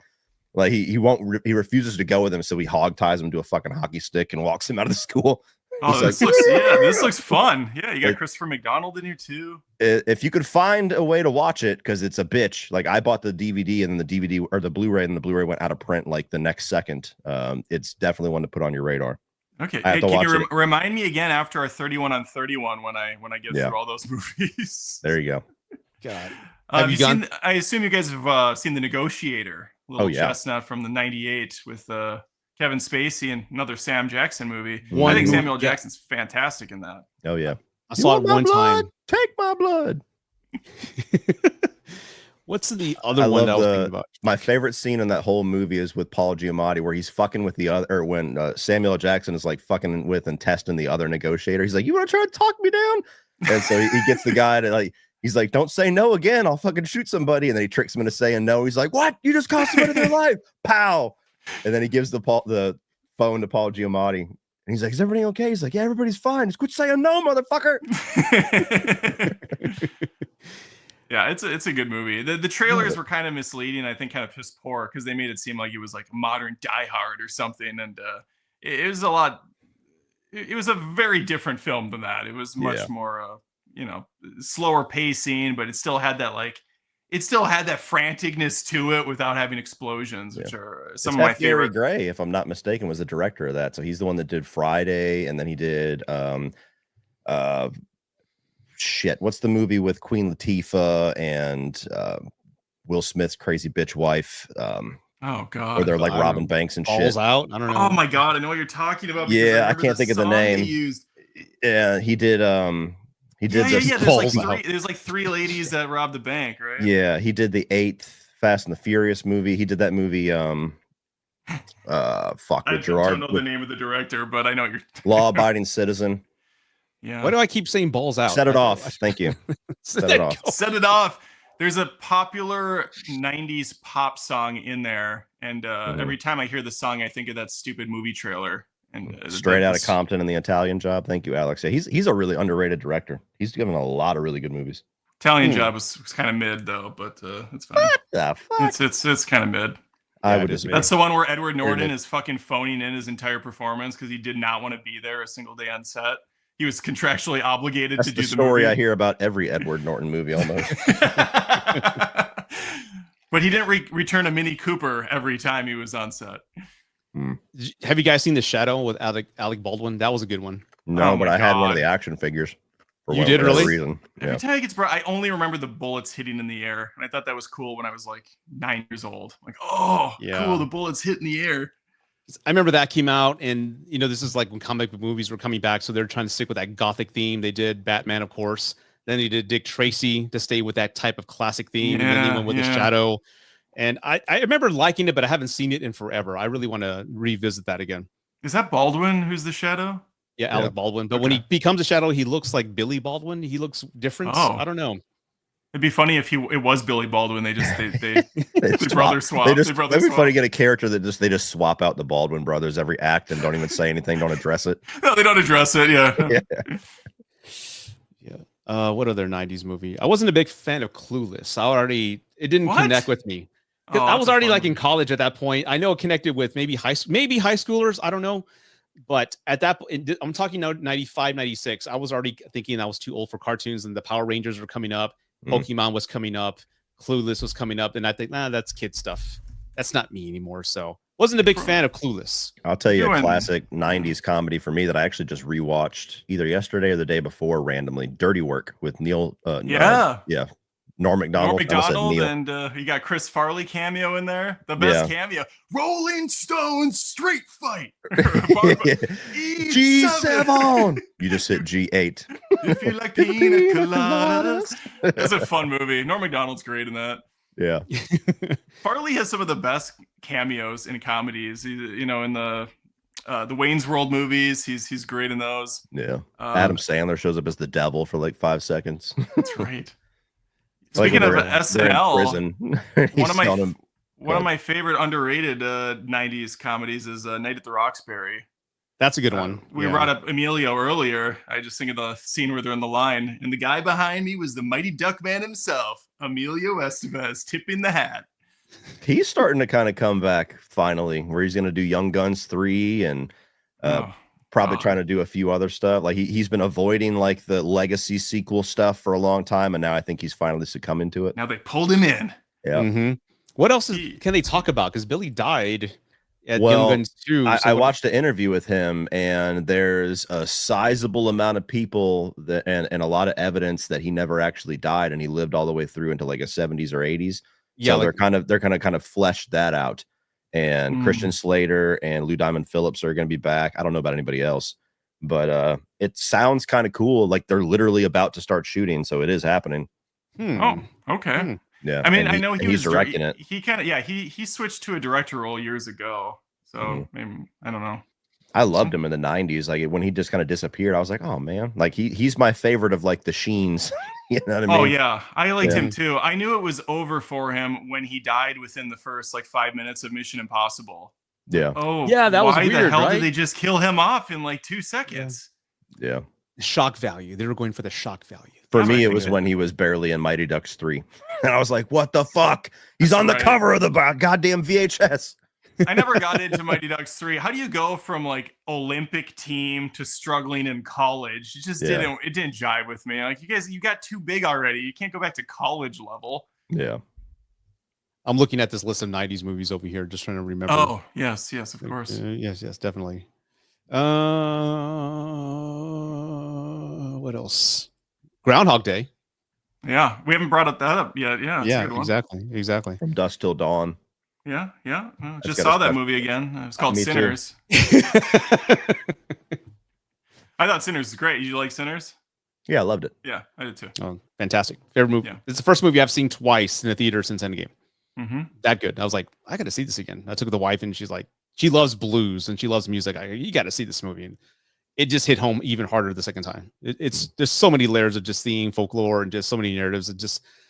You can walk. It's like a painting. You can go see it and walk away with your own like takeaway. It's that good.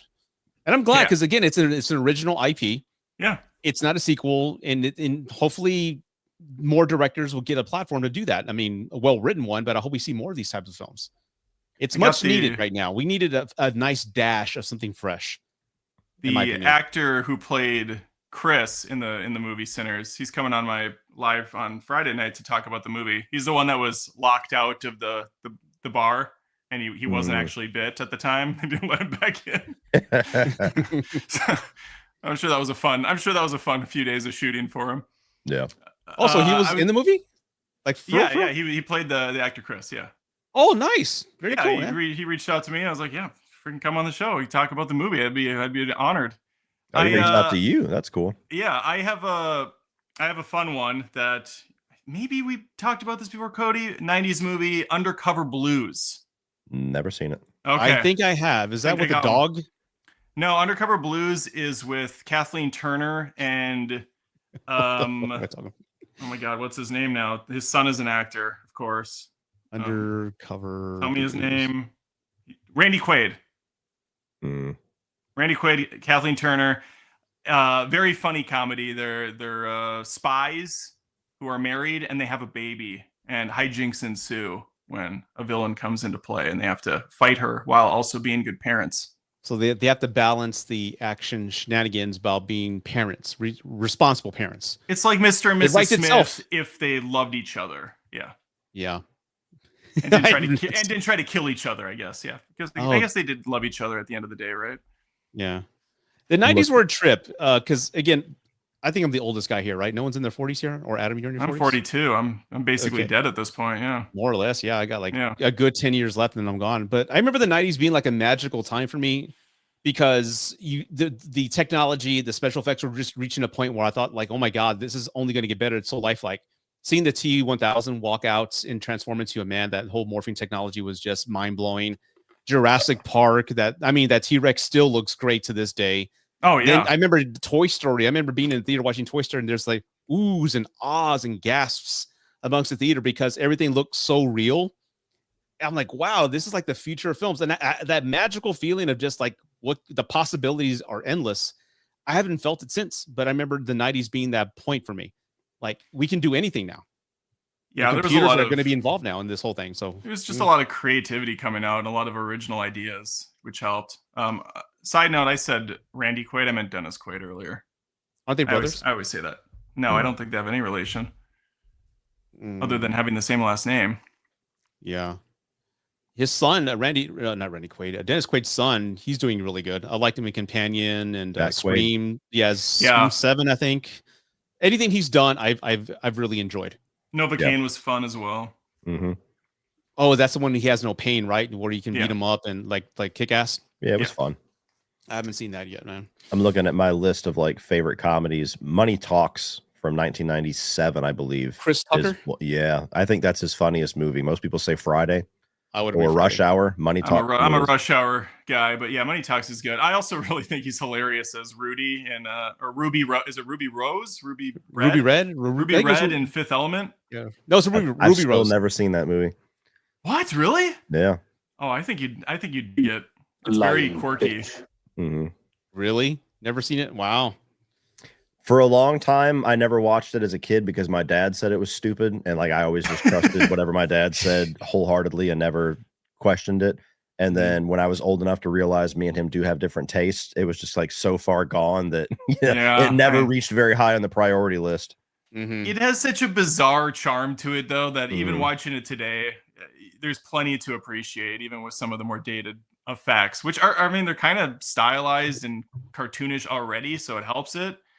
The villain's freaking fantastic too. You have Gary Oldman as this like super bizarre sci-fi villain. He has this weird clear visor on the side of his head that makes no sense, but it just adds to the silliness of it all. They are brothers. So there you go. I didn't know that. Holy Jesus. I did not know that. How There you is go. Randy bullshit? They're brothers, not like cousins or third cousins. Pulling They out are Google brothers. on your ass. It's insane. Man. It's such an obvious thing. I swear I had looked it up before and okay, well, fine. I remember when I was wowed that Jenny McCarthy and Melissa McCarthy were cousins. Oh, they are? Yeah. Mm. I didn't know that. I don't know that. They're actually brothers. I blew your mind even further. Uh, No, they're cousins. Yeah. I mean, they're both McCarthy. I had never even thought about it at the time, but it was one of those like silly whatever online things like you won't believe who's related. Like, no, I won't. Let me look. Mm. that'd be a good trivia question because it's too obvious to say yes, but then you're going to be, no, that's too much. No, there's got to be something more to it. Then you back out and say false. So Mhm, that's a good one right there. it's a mind fuck. Yeah. Yeah. Bill Murray was good in the 90s. What's the one where he had Project Dumbo? I know he hated that movie. Remember that? Bill Larger Murray? than life. Operation. Larger Than Life, Is that the Dumbo movie? where he has his dad was like a circus operator and he inherits the elephant. Yeah. And he's got or is that Operation Dumbo Drop? Well, That's not with Bill Murray. no, That's with that's- Dennis Leary and a bunch of other people. Okay. So there's two movies where they have, never mind. It doesn't matter. Well, and then there's Dumbo. The Dumbo one was with- a movie too. yeah. The one with Bill Murray is Larger Than Life. I remember seeing that as a kid. Yeah. Nah. I'm good. Operation Dumbo Drop has Danny Glover in it too. Mm-hmm. Mhm. Horror in the 90s. A lot of people say that Scream brought it back. I think we talked about this before in the last live. But for me, I will say that it was Candyman. Candyman was the one that kind of brought like a resurgence of like, oh, we got a new IP, a new villain. It's a This good isn't a flick. remake. And it really scared the hell out of me. Just the performance of Tony Todd, the ambience, the supernatural element. I remember it feeling fresh and just something new because, again, at that point, the 80s slashers were dying out and becoming jokes. Freddy's dead and, Jason Goes to Hell, all these things. They became parodies. Yeah. And this one brought that serious scare back into the theaters. And then after that, a few years after the fact, then it Scream. But I think it was Candyman that kind of ignited that much needed horror flame. Did you enjoy the more modern version? I enjoyed it. Sequel? Yeah, I enjoyed did it. too. Yeah. I did It was too. good, but nothing beats the original for me. It was fine. Mhm. Jason Goes to Hell rocks. What are you talking about? I enjoyed Jason Goes to Hell. I'm not really a big Friday the 13th fan. So that one I at least appreciate that it's different. It has no business calling itself a Jason or a Friday the 13th movie, but it's at least unique. And when you're watching them like in succession, you get through 8 Jason movies that are like eating the same meal every single day for like a month, and then you get to Jason Goes to Hell, and it's like, oh, something different.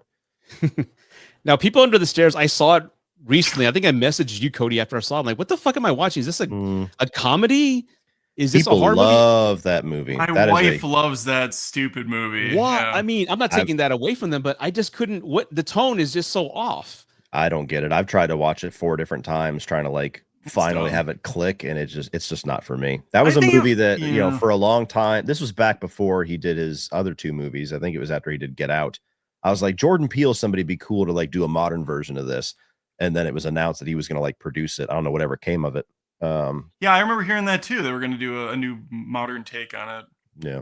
It feels like that was one of those movies that was just on a lot on regular TV, so younger people watched it, thought it was creepy. That's what I get out of it. I don't get creep at all. I think it's fucking weird and bizarre. Like it's just it came off as a comedy to me. Yeah, the goofy shit is what takes over the whole tone for me. Yeah, got the like daddy or whatever he's called, where he's dancing around like,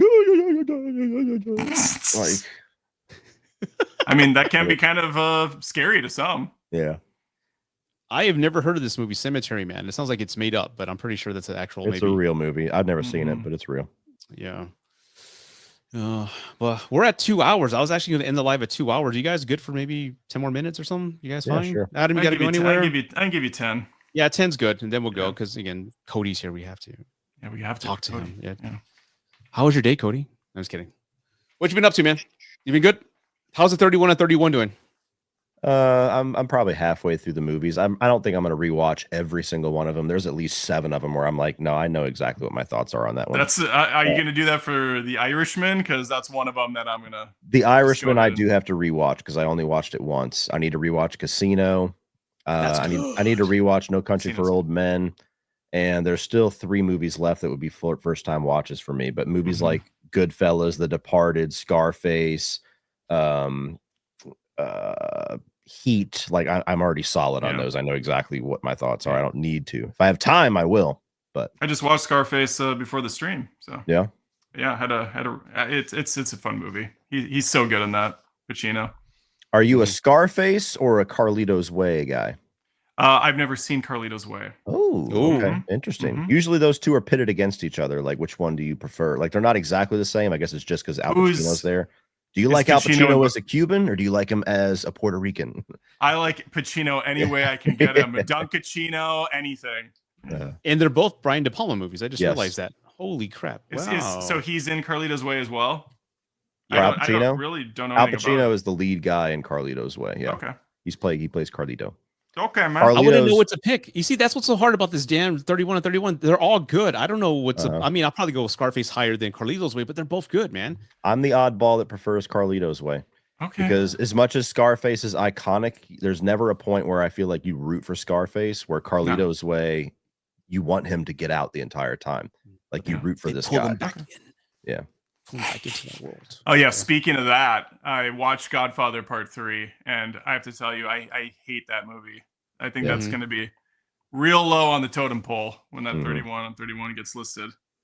Yeah, I've seen it too, and it's not my favorite, right, of the 3. But for me, and again, laugh at me, I don't care. But the scene where his daughter dies and his face is in his hand, but he's got that open mouth, he's crying. It's such like pain. He's just nothing's coming out. That hits me. It's emotional. Maybe the music swelling in, but that scene, being a parent and seeing your daughter get killed like that because of your sins. It's all coming to full circle. I mean, that scene is always kind of tough for me to watch because, poor baby. I'd say it's the best acting that Sofia Coppola does in the entire film. Shut the fuck up and do it already. Stop it. Go ahead. I didn't mean to do that over you, Adam. Sorry. No, it's fine. I just was making a jab at Sofia Coppola's terrible acting in that film. Oh God, yeah. But I was gonna say, I don't know how to. I don't know how to rank these, man. I really don't. I mean, I've gone through 5 lists. I know what my top 5 are, but outside of that, when I say middle is where it's gonna get hard. Yeah, coming at 31. That's what she said.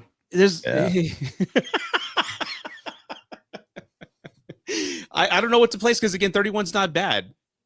None of these movies are bad. I'm gonna have a pretty easy time. With, like, I'll have 3 or 4 at the bottom that are pretty easily the worst for me. Like right now, I still have a lot of rewatches, but right now, New Jack City and one other film are like definitely my least favorite. And that's another one I have to watch. I haven't seen New Jack. I think there's I love New Jack. 6 movies that I have to see. It's the only movie in the 31 for me that has aged. Now, I'm sure people are going to say that about the Warriors, but me and Rudy are going to be like fucking yanking that bitch up on the average. Like, get up there, top 10.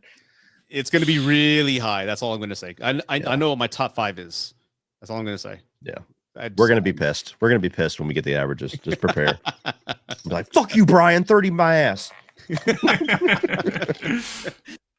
But yeah, again, I that's the one I was talking about. That New Jack, it does age. It's very 90s. Yeah. In the style, the editing, the slow sequences, but it's still pretty good to me.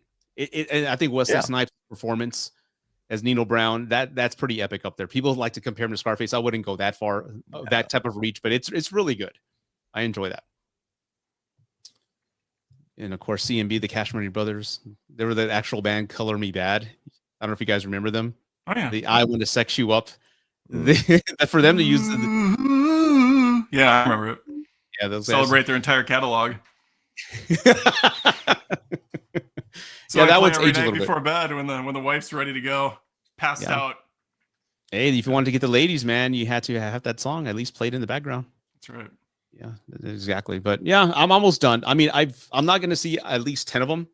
The last one I have to see that's going to be a couple nights is Once Upon a Time in America. Yeah, that's the one I'm kind of dreading getting to. Not that I expect I'm going to hate it, but because it's so long and everybody that has watched it so far, like, it's so boring. I'm like, fuck. I got that one to watch too. That's going to be the last thing I watch.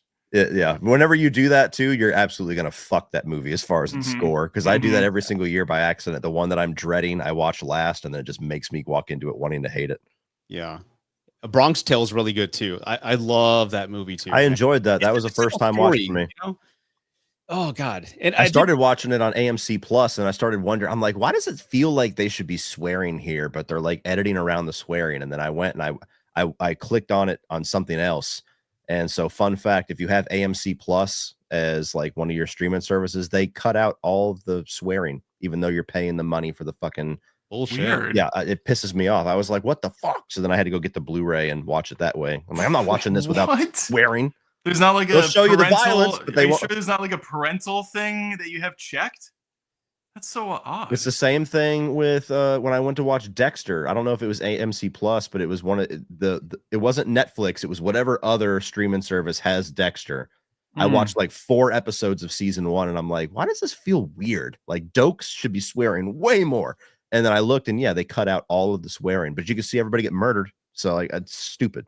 That is bizarre. Yeah. I used to love watching Die Hard on like TBS back in the day when they would dub all the swears, and it's obviously not Bruce Willis. Yippee-ki-yay, My Little Pony. No, yeah, there's something horrible. The second one, he's like, yippee-ki-yay, Mr. Falcon.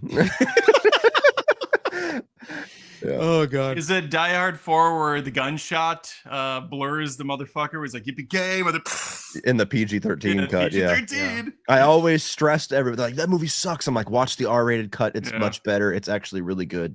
I enjoyed Die Hard 4 because Die Hard 5 is such a freaking disaster of a movie. I loved it before Die Hard 5, but yes, comparatively. Oh, I did too, and now it's elevated even more after. Yes. My favorite is 3. Believe it or not. I love 3. I believe 3's great. That's so fun. McTiernan's back. You got Samuel Jackson's really good in that. Yeah. If the very end of that movie was better, it would pretty much be in line with the first one for me. And the first one's my favorite film of all time, so that says a lot. The very end when he goes on the ship? No, the very end with the helicopter. Oh yeah, where he gets kind of copped out. Yeah, he kind of gets the little whatever information from the bottle of pills. Yeah, they ran out of road at that point. Yeah, like, we're over 2 hours. What are we gonna do here? Yeah, but there's another ending, right? Like, hey, Mr. McClane, your wife's on the phone. And it's like, oh, they got back together magically. Yes. Yeah, but isn't there like a version of the movie where he kills him in a different way or something? Yeah, he plays Russian roulette with a fucking rocket launcher with him, and it's still not a very good ending. I haven't seen that. No. Yeah, it's on YouTube. You can go find it. Where he finds him and he kind of it makes no sense. Yeah, he makes him press the button to see if it's going to point at him, and Oh, okay. And I think the people like who screen tested it said it makes John McClane come off as a killer Yeah. and not a hero, and that's why they went with the other over the top Okay. sequence in the Sure. movie. In other words, he drew first instead of what? It doesn't matter. A less sadistic killer, maybe. Yeah. But one thing I have noticed watching these movies, 31 and 31, I noticed it's all, it's a corruption with cops, Mhm. drugs, heroin, and just, the people that import it. And each movie has a different kind of story, but it goes all the way down to the people addicted to it. Mhm. So I do like that hierarchy that we see the consequences of the origin of how they get in the States, in the country, and all the way to the people in the ghetto communities that's affecting, not just ghetto, but everybody. Yeah. So I do like that we're seeing a whole umbrella of the effects of the gang storyline.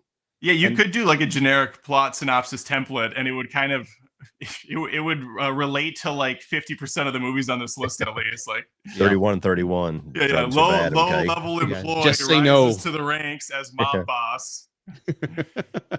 Well, we're already at the 2-hour 10-minute mark, so I'm gonna go ahead and end the live. Yeah. So again, thank you guys for joining. Fine. Well, Adam, you need to go, right?